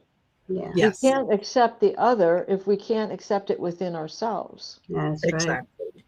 Yeah. That's You right. have to be gentle with a baby if you're a man. That doesn't mean you're not a man. You Yes. have to fight for yourself as a woman. That doesn't mean you're not a woman. You think of all the Viking women that fought battles with sword and shield just like their hubbies. Hmm. Exactly. Yeah. Exactly. And Yeah. it wasn't, this this kind of change didn't come about because, women held power over men, and were you know being abusive to men and so Yeah. on. It was the fear of the divine feminine, the fear that, oh my God, these beings they propagate, they give birth to other beings. And Portal. we can't do that, no matter how many of us get together. We can't do that. So it was a way to kind of take the sovereignty of women away. And we're hearing things now like, well, the women are simply a vehicle to birth other humans. That I that's all. know. Who turned their heads around? What the? What Mhm. the? What the? Well, we can answer that question too, but I'm not. Yeah, and this is part of that chaos, the end of Yes. time, the end of these eras, right? Yeah. Is that was all those last at least 26,000 years was all about Yes. suppression, and definitely divine feminine Yes. suppression. And here we are. We need to find that balance, like Diana said, that the equanimity for us to all thrive. There, Yes. there's no I'm above you, you're above me. We're all at the Yeah. same. we're at that same neutral stance, and we're here to help each other, not to destroy each other. So with that fall equinox, this will be a perfect time because the sun will go into Libra on the same day. Yes. And so it's like Libra is all about the balance. And that in itself, no matter where your north node and south node is in your chart, this is where you can begin to find the balance within you. Yes. Because you may not have anywhere else another axis. When I say something is opposite, to me this is just a conjunction at a distance. So you will never have anything more perfect than your own north node and south node to realize what true balance is all about. Because that is really your North Star. That is your guiding star. Your rising sign is important. That's how you are in intimate relationships. Your sun sign is important. That's how we are when we're out having a party and just in our workforce and all of that other stuff. The moon is the stuff we hide unless we're in a situation where our rising sign can take possession of the time and allow us to be intimate and drop our hair and drop our guards and love each other or yell at each other because that's the only way to be heard sometimes, Yeah, totally. Hello and welcome back again. Lovely. Hello. Hi, Diana, Valerie, Marina. Yay. Nice to see you back. Yes. Where did the time go? I know. I was just laughing at the hidden part. I have moon in Aries and I'm a Pisces. And I go, I don't know how hidden my moon part is. Right up front. So, and we need that. We need those people who are just, hey, here it is. Here's the truth. You think you're confused, right? Like, look at Val. She knows how to let the fire burn. Go ahead, boil the water away. I mean, that is my saving grace, actually, that I have that fire, right? Right? Well, you're like the old Welch's commercial for Welch's jelly. They used to say, we put a lid on it and it has this tube and it gets the vapors and it puts all that flavor right back in. Yeah. Hilarious. Oh man, I think that's hilarious. But I love how you explained about the north and south node because it really is. You don't think about it, and it plays such a huge role in understanding what you're here to do. And right. You can't let go. You can't go forward if you don't let go. Yes. And if you don't let go, you ain't going forward. We know this. We learned this. If you hang onto the branch while you're in the water, you're going to get beat to crap. If you let go and go with the flow and you keep yourself from panicking, you have a better chance of surviving. Amen. Exactly. Yeah. I love that. Beautiful. Totally. Well, Miss Val, we've got the Pacific Coast. Now would like to turn on there. That's my area. Yes. Or I'm gonna have to go turn my light on. Yes. So, Are we ready for that? Of course. Okay, so take your breaths in, imagine the light filling your heart, and see your light shining all the way out into the multiverse. And as I do this, we're going to call it the closing prayer of intention, although this is going to go for another hour. But beloved source, infinite light of creation, we come together now in this sacred closing to anchor the activations of this day deep within our being. We call forth the activations of the crown, opening the pure divine illumination, receiving the external stream of wisdom and grace from our monad and from our source itself. We call forth the activation of the third eye, the radiant eye of truth and vision, that we may see with clarity, perceive with love, and know without doubt who we are. We call forth the activation of the heart, the golden temple of love within us. May it blaze as a sun of compassion, uniting heaven and earth through every beat, so that we may walk as love embodied. And we call forth the activation of the solar plexus, our radiant center of empowerment. May it shine with golden light, restoring our confidence, courage, and will, so that we move forward aligned with our divine purpose. Crown, third eye, heart, and solar plexus weaving together as one radiant pillar of light, anchored here on earth, shining outward for the awakening of all. We close this sacred event with gratitude, with joy, and with the eternal knowing we are light, we are love, we are our monads embodied. So it is, and so shall it be. Thank you, thank you, thank you. It is done. Thank you. Amen. Beautiful. Thank you. Amen. Okay, Beautiful. my part is complete now. And I hope you guys enjoyed the rest of the Shine Your Light. I love you guys, and I'll see you all later at some point or another. I love you too, Val. You're Absolutely. awesome. Thank you, Val. You're welcome. What you bring to the table is unmatched. So yeah, thank you. couldn't do this without you. All All right. Thank you, my too. friend. Thank you. Bye-bye. Bye for now. No. That's beautiful. Yeah, she does just such a fabulous job with that. Yeah. And speaking of fabulous jobs, look at this. Hello, Terry. Hello, Terry. Haven't seen you in such a long time. How are you? How are you? How are you? I know. Hang on. We shared space with you. Where'd she go? Oh, oops. Bye-bye. Did I scare her?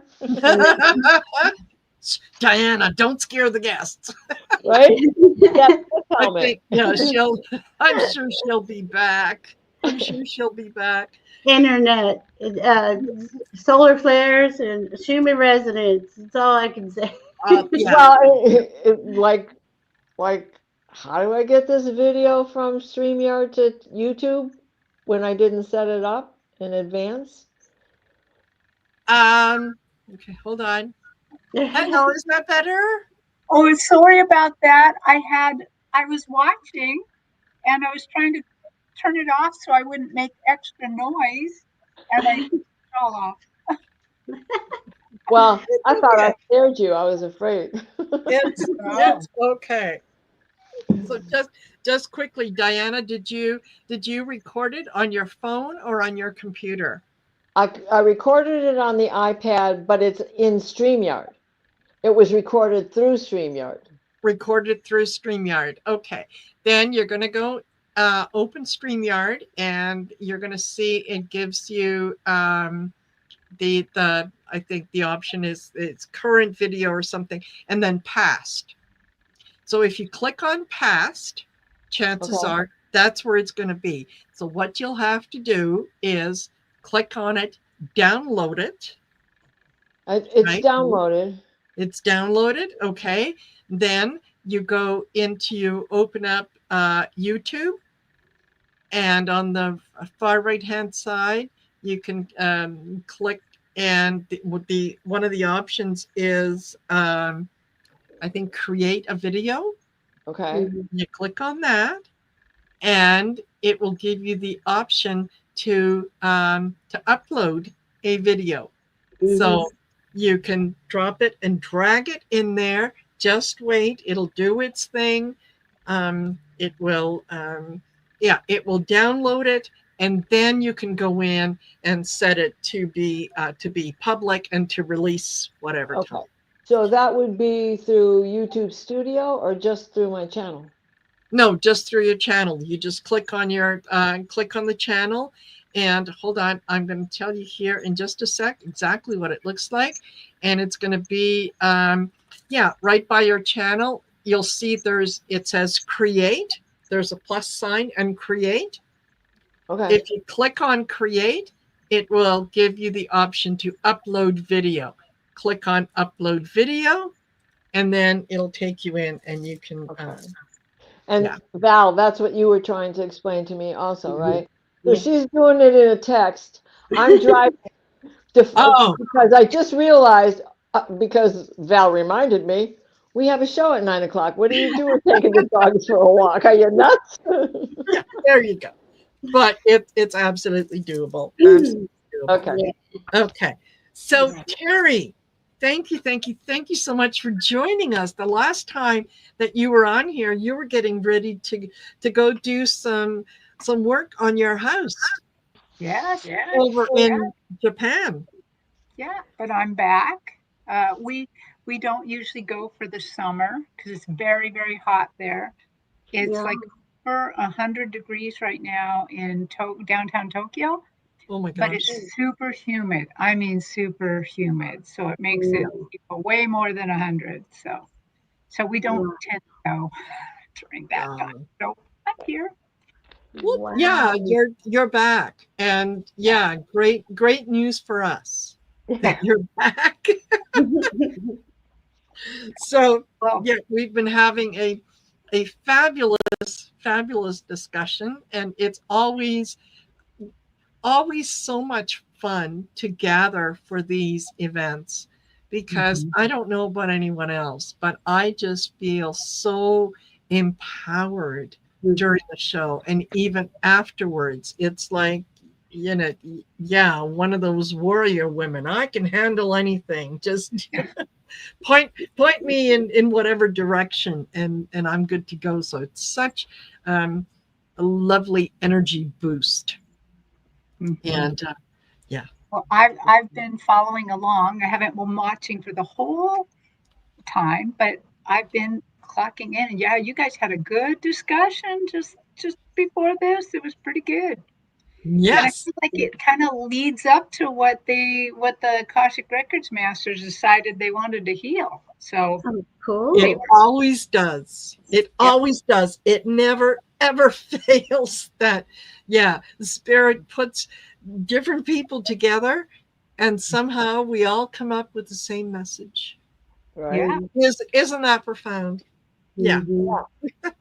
yeah. Oh, take it away, Terry. I'm all yours. Oh, okay. You didn't want to do your merch? No, I think most people get it. Just very quickly go to my YouTube website, click on where it says 3 little dots and it says more. Go down, click on the merch shop. You see all kinds of great things. Shine your light stuff. There's messages for light workers. There's all kinds of things in there. So go explore. It's a way to support the channel. Yeah. There you go. But okay, thank you. Okay. Now, I was, because I've been out of this a little bit, on your show. I was kind of surprised when I received your email and said, "Do you want to be in?" And my guide immediately popped up in my ear and said, "Yes, we have something we want to heal." And I'm like, "Okay, I'm in. If they're in, I'm in." Yes. So, what I'm going to do is I'm going to say the Akashic key. I've already put us all in a prayer of protection. We're fine with that. I'm going to say the key. I'm going to ask you guys to help me do that at the time. We're going to do Valerie's 3 deep breaths, and then I'm going to have you really concentrate on your crown chakra, which is kind of where that quantum field hangs out. You're going to help me go in there. But before that, I need to tell you a little story because it has a lot to do with Shine Your Light. So, on Allie's show, Allie's Heart and Soul Connected show, from time to time, she has a guest called Pam Drignon on, and she does calibrations and healings. And I was watching one day, and I realized Pam Drignon lives near me, and that she works in a coffee shop near me. And so I went there and got a calibration in person. And she told me something that has proved to be probably worth the whole thing, because it's so healing to know. It's so healing to know. And you're going to realize after we get into the healing they want to do how important this is. But here's what Pam did. One of the things Pam did, she did a spiritual calibration on me. Like, where do I fall in the range of 0 to Jesus? 1,000. Where do I fall in there? And I calibrated somewhere in the 500 range. And she told me that anyone who is seeking, like we are all seeking, we're all somewhere in that range, in that 500 level.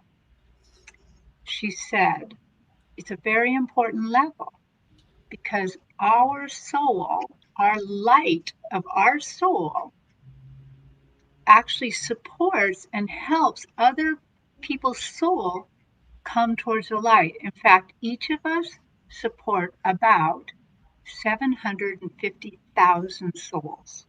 Oh my gosh. Wow. That Whoa. is very, very powerful. And in fact, before I went on, I checked how many people were viewing at the time. And that particular time, there were 61 people viewing. It may give or take, but I did the math real quick, and it's over 45 million souls being helped, being supported by our light right now. Wow. So that's something. That's something. I'm getting your math. Yeah. Yeah. So full body shivers. Yeah. So I'm going to tell you right now what they want to heal, because it was surprising to me a bit. They want to heal our optimism. They realize that the news, time, the crazy things going on, it has really dampened some of our optimism. Yeah. And they want to restore that to us. So what a beautiful word. Yeah. How wonderful. When was the last time you actually thought about that word? Yeah. It's been a long time. Yeah. Yeah. And optimism encompasses so much more. It's more than hope. It's more than, I don't know. It's I don't faith. know what word to use. It encompasses so much. I think it's partially faith, wouldn't Yeah. you say? Yep. Yep. All of that. Okay. With that being said, let's get going here.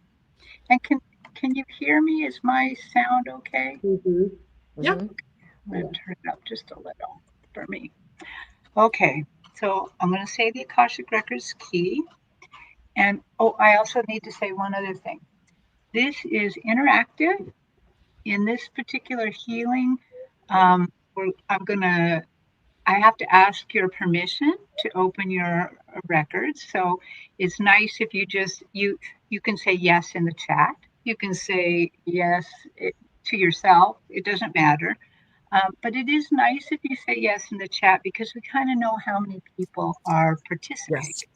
Yes. It helps to know that this is actually reaching people. Also, I want to let you know that every time that they do these healings, it takes about 2 weeks to get the full effect. That a lot of times it happens right away, but it happens a little bit and then it really gets strong over 2 weeks. So, okay, everybody, let's take 3 deep breaths. You don't have to breathe the same way I do, but what you do have to do is let it out longer than you took it in. So,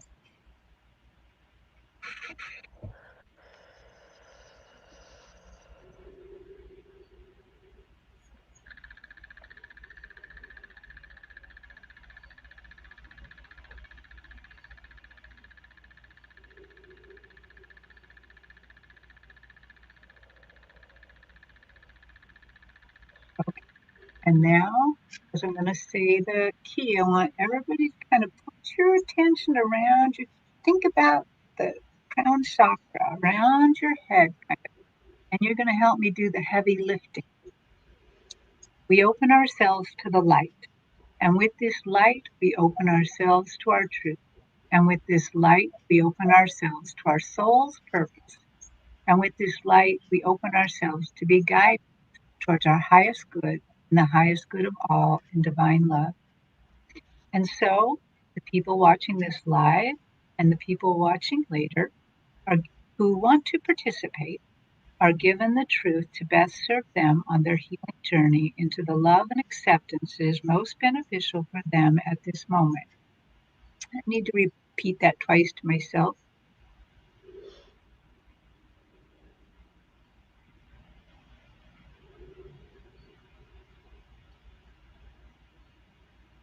And with this light and guidance, we unlock the energy field of the people watching this now and the people who might be watching later to receive the record of their soul.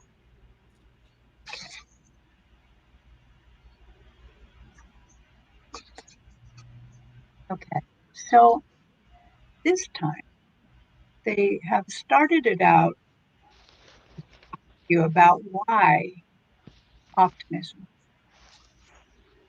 And this is what they had to say about it. You may not realize this, but this is a magical time. It is exciting. We know you are worried about what's going on in this country and about losing on so many levels. We want to heal hearts and restore optimism, restore hope, and restore the corded path to love. Without the shining light of love and hope, you will not blossom and produce your fruits. Each of you have important fruit, gifts, frequencies that support humanity. Without you, many souls will be let down. Do not be disheartened. You are winning. Okay.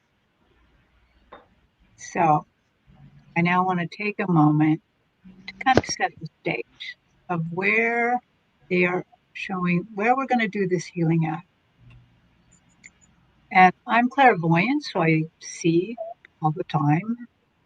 And the way I look at our lives and where they're going to, the Akashic Records masters are going to heal, I see this long continuum. And to the left goes into the past. And it goes all the way to what I call the 0 point, the point where God made your soul, where God, Creator, Source, broke a little piece of themselves off, put it in you, and let you fly. And I see all those lives you've lived, and it looks like a little loaf of sliced bread. That's what it looks like to me. Energetically sliced bread, all those different lives. And then when I look to the right, I see another loaf of sliced bread, all the little energetic slices of your future. I don't know how many lives you're going to live in the future, but it's just how the playing field looks to me. And between the past and the future is this great big area. And it always kind of looks to me like a great big cement pad, flat, really large. In this case, very large. Usually, I see a version of the tree of life on it. And that tree of life, if I were reading you personally, that tree of life might show me how many dimensional lives you're living right now. But because of what they want to do, they've cleared the patio off. It is completely open. And in the center, they've started a campfire. So there is in the middle of this, our current incarnation. So this patio represents our current incarnation. They have put the holy fire in the middle of the area. And it is essentially going to be our campfire today. I'm going to call it the holy camp. We are each being invited to come set around the campfire. So imagine coming to the campfire. Imagine sitting down by the campfire and sitting any way you want.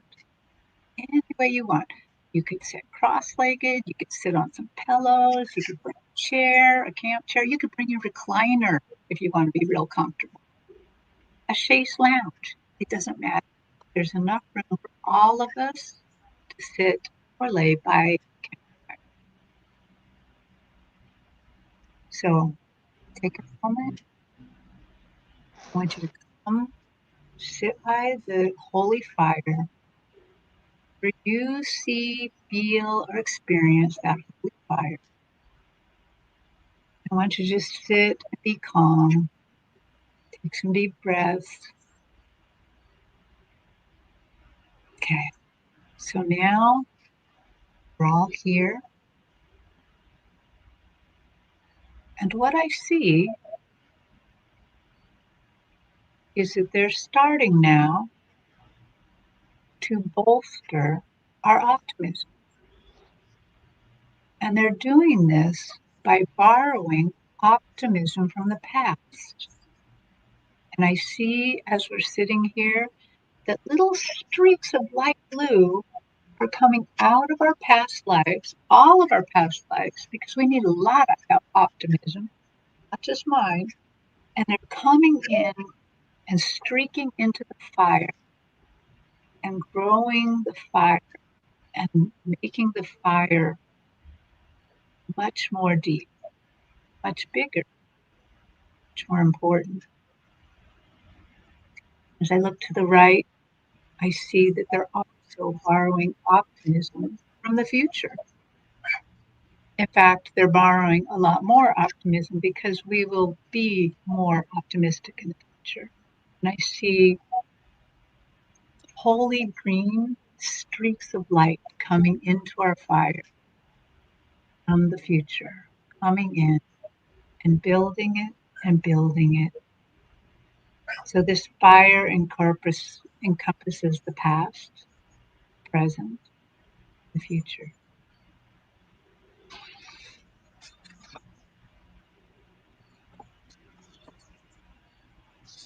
And because I've asked them, does this deplete our ancestors or our future selves in any way?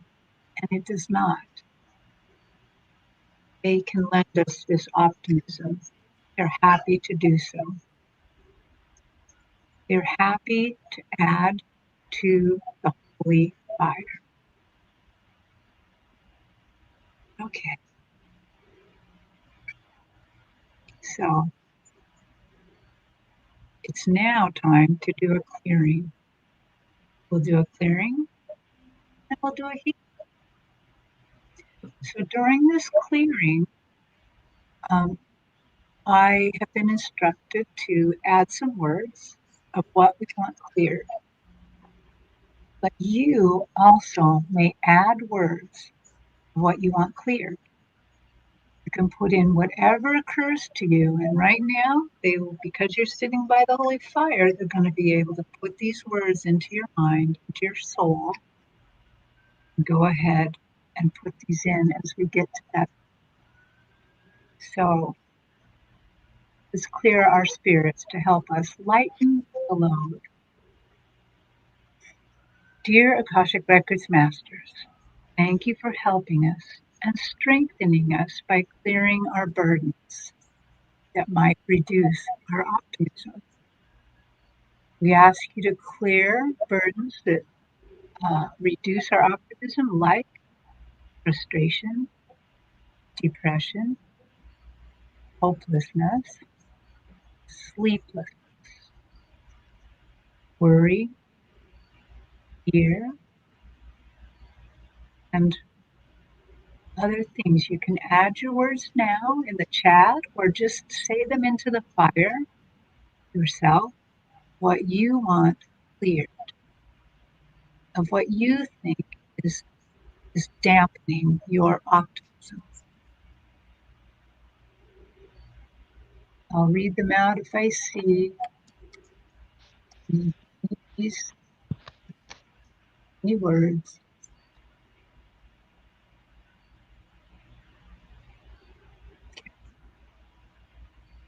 If that you miss this, it's all right. You can still breathe the words into the fire that you want cleared.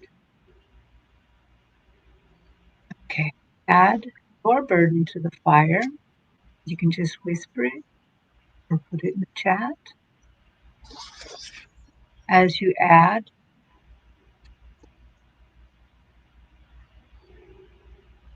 it adds to the holy fire. They will be in the holy fire, they will be transmuted into something good. So now we'll do the clearing. Dear Akashic Records Masters, we ask that all these things are cleared in this lifetime, in all lives between lives, in this life right now, and in all cellular memories and all levels and all memory. When we encounter these feelings, we will remember that the light is present for us to rely upon. Thank you now for clearing our spirits, for lightening our load. Thank you so much for caring so deeply. Okay. Thank you so much. And now they want to do the healing. So I do see a few words like resentment, an ancestral plane, pain, lack of love. Thank you for adding those. Okay, so now we're going to do the healing. And in this case, this is also something you can participate in. Now, while I would love for you to be able to put in what you want healing in the chat, this might be too personal. You might just need to imagine what they want you to do and go ahead and do it. So as you are sitting, holy campfire, close your eyes, breathe in and out. And as you breathe out, see your spirit increasing. See it lightening up, taking on some of the color of the flames, a bit of the red and orange flames and the white, a little bit of the blue and the green. Just breathe that in and increase yourself. Now they're going to heal us through our breath. So breathe in health.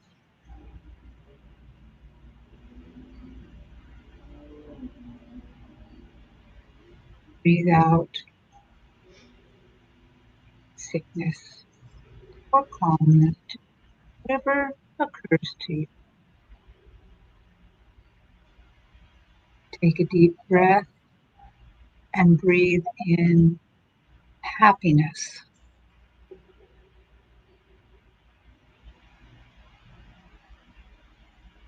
Remember to breathe out longer than you breathe in.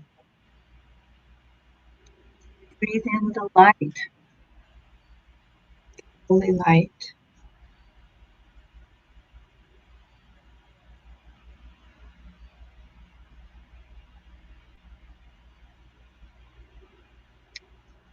Breathe in victory.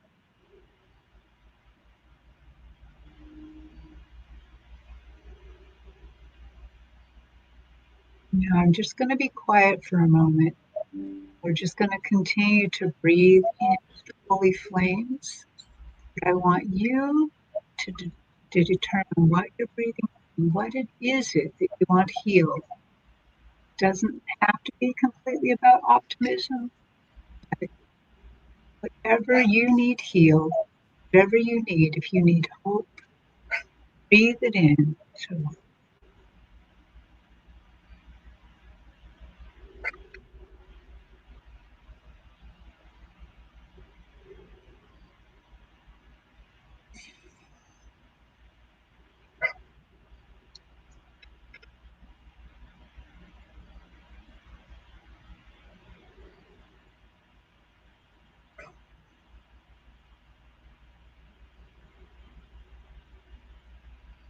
I'm going to take one more deep breath, and I'm just going to breathe in everything anybody wants that they're not sure what to say. I'm just going to breathe in all healing.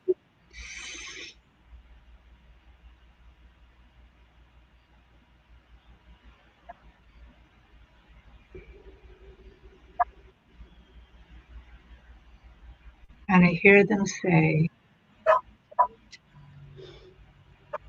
so all is well, all is well, all is well. See yourself restored to the highest timeline. Put down your sword and radiate the light of the Spirit.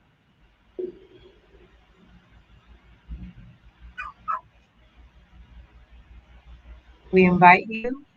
So this is another thing that they asked. So the healing is finished, but they invite you to radiate this light for 3 minutes. Just find a seat, sit, be calm. Radiate the light, the goodness that is within you to the world, to those 750,000 souls that you are helping keep up. Keep replenishing and sharing your optimism. This is all we ask of you. We don't ask you to do hard work. We don't ask you to feel guilty or anything. We just ask this of you for the light. And so it is.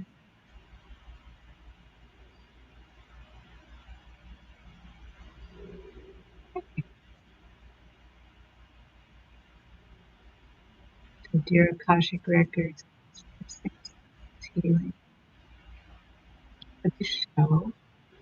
Thank you for all the people participating. Thank you for the millions of healings that you've given people.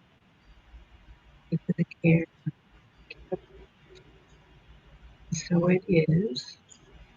I ask you to close the records of those who want their records closed to all records of the Akashic are open to each person for them to access it on their own. And so it is. Okay.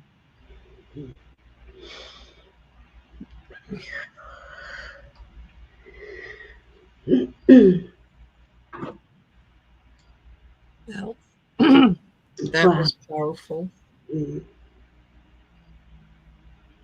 Yeah, that was powerful. Mm. I do not have words. It's beautiful. Mm. Thank you. Thank you, Terry. Yes, Terry, thank you. Wow. Can you hear me? Mhm. Okay. And I went out there. I Yeah. know. It's like stunning visuals. Thank you so much. Tell us Mm. about your visuals. John Lennon was with me through this whole time. The very first thing I saw was like a moving truck. Okay. Two guys in a truck, one of those sizes, but Yes. it was driving in the clouds. Oh, Wow. And then John Lennon came in with his Beatle haircut, but then the way he looked at the end of his days. Mm-hmm. And he just stayed through the whole thing. Oh. And with that comes so many of his healing philosophies. And just imagine, especially the song kept trickling in and going out and trickling through and coming and going. And I think it wasn't just my own personal journey. I was sensing the four of us sitting here, but also the chatters. Mm-hmm. Almost like it was a cacophony of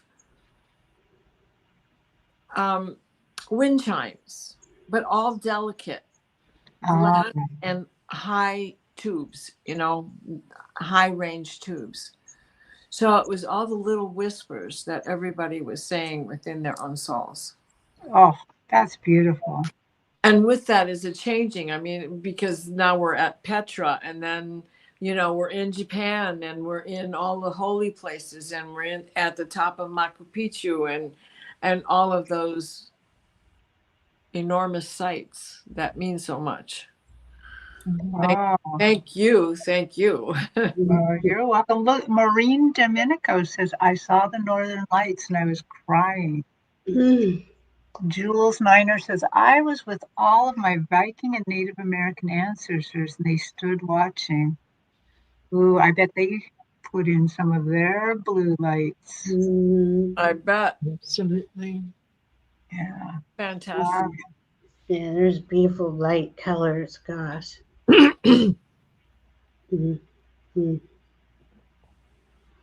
Yeah, I want to say a lot, but if I start talking, I'm going to lose the feeling. So, It's okay. Yeah. And that word, optimism, is able to stick. That's the best part about this. Well, it was all one part, so it was fantastic. But that word, it's been so long since I myself have been able to latch onto it. Yeah. Well, I would never myself have figured that out. They're the ones that were right there in my ear the second Marina sent that email saying, yes, we got something we want to heal. So. That's perfect. Beautiful. That's perfect. Just beautiful. I love it. I love it. I go ahead, Valerie. You were going to say something? Yeah, I'm in the same space. I'm out here spacing, buzzing. It just feels so good, It just and I haven't thought about optimism, and it helped my heart smile. Really smile again, because it's been very heavy for a long time. Now it just feels so nice. That felt so nice. Yeah, it did. It did. Thank you. Powerful. Powerful. Like beautiful embroidery. Oh, yes. The things that the nuns used to do for the altar back in the Middle Ages. Wow. With pearls and. I love that we can all go back and visit the Holy Campfire anytime. Yeah. We've breathed it into us. It's inside us now. That's another beautiful remnant of it. To keep. The flames. Yeah. Sleep is going to be much easier tonight than it's. Yeah. Right? Diana, yes. Absolutely. I would also suggest people drink a little bit of water, and you might even eat a tiny little bit to kind of get you calm down again. Speaking of water, where did I put it? Yeah. Definitely need the water, everybody. Oh my God, the little sea salt in there helps. Yep. Helps Okay. electrical. I am truly blessed that you guys said yes to doing this again.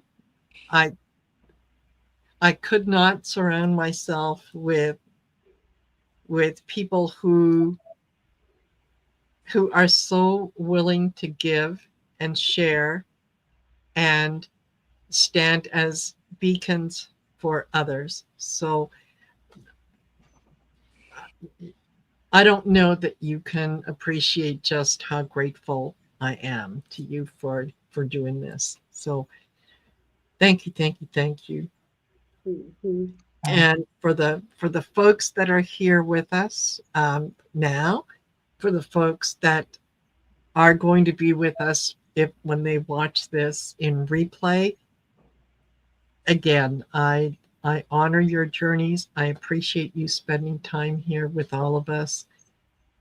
We share what we do with you willingly and with light and love. So I hope that you will join us in the end of September when we'll have the 10th Shine Your Light event. And I cannot wait to be in this energy again. That's so much to look forward to. It's almost a whole year. Yes. Yes. And boy, I was standing bare feet in the snow lighting those candles the first time. Yes. Yes. So thank you everyone. I'm just going to wish everyone a good night. Sleep well, enjoy this feeling, revel in it, and share it with whoever you think might need it. And a shout out to Daphne for bringing in Violet, because you know what, it just arrived. I had just ordered some EO of Violet. I've never had it before, and I can't wait to use it. So I was all excited, jumping up and down in the car. Oh my God, I just got some. Perfect. There were so many good guests on this Yes. show. Yes. I didn't hear it all because, it's an honor to be with so many beautiful souls. Really is. Yeah, it is totally. And thank you, Diana. Thank you, Valerie. Thank you so much, Terry and Val, and all the other guests that were here with us tonight. I just love you folks. So, we love you too. All of us. I'm sure I can speak for every guest that was here. We wouldn't if we didn't love you. Thank you. Right? I'm going to go end my day as it began. Those wet things that were laying on the kitchen floor or on the basement floor, I'm going to go throw them in the washing machine. Perfect. Good night, everybody. Thank you. Good night.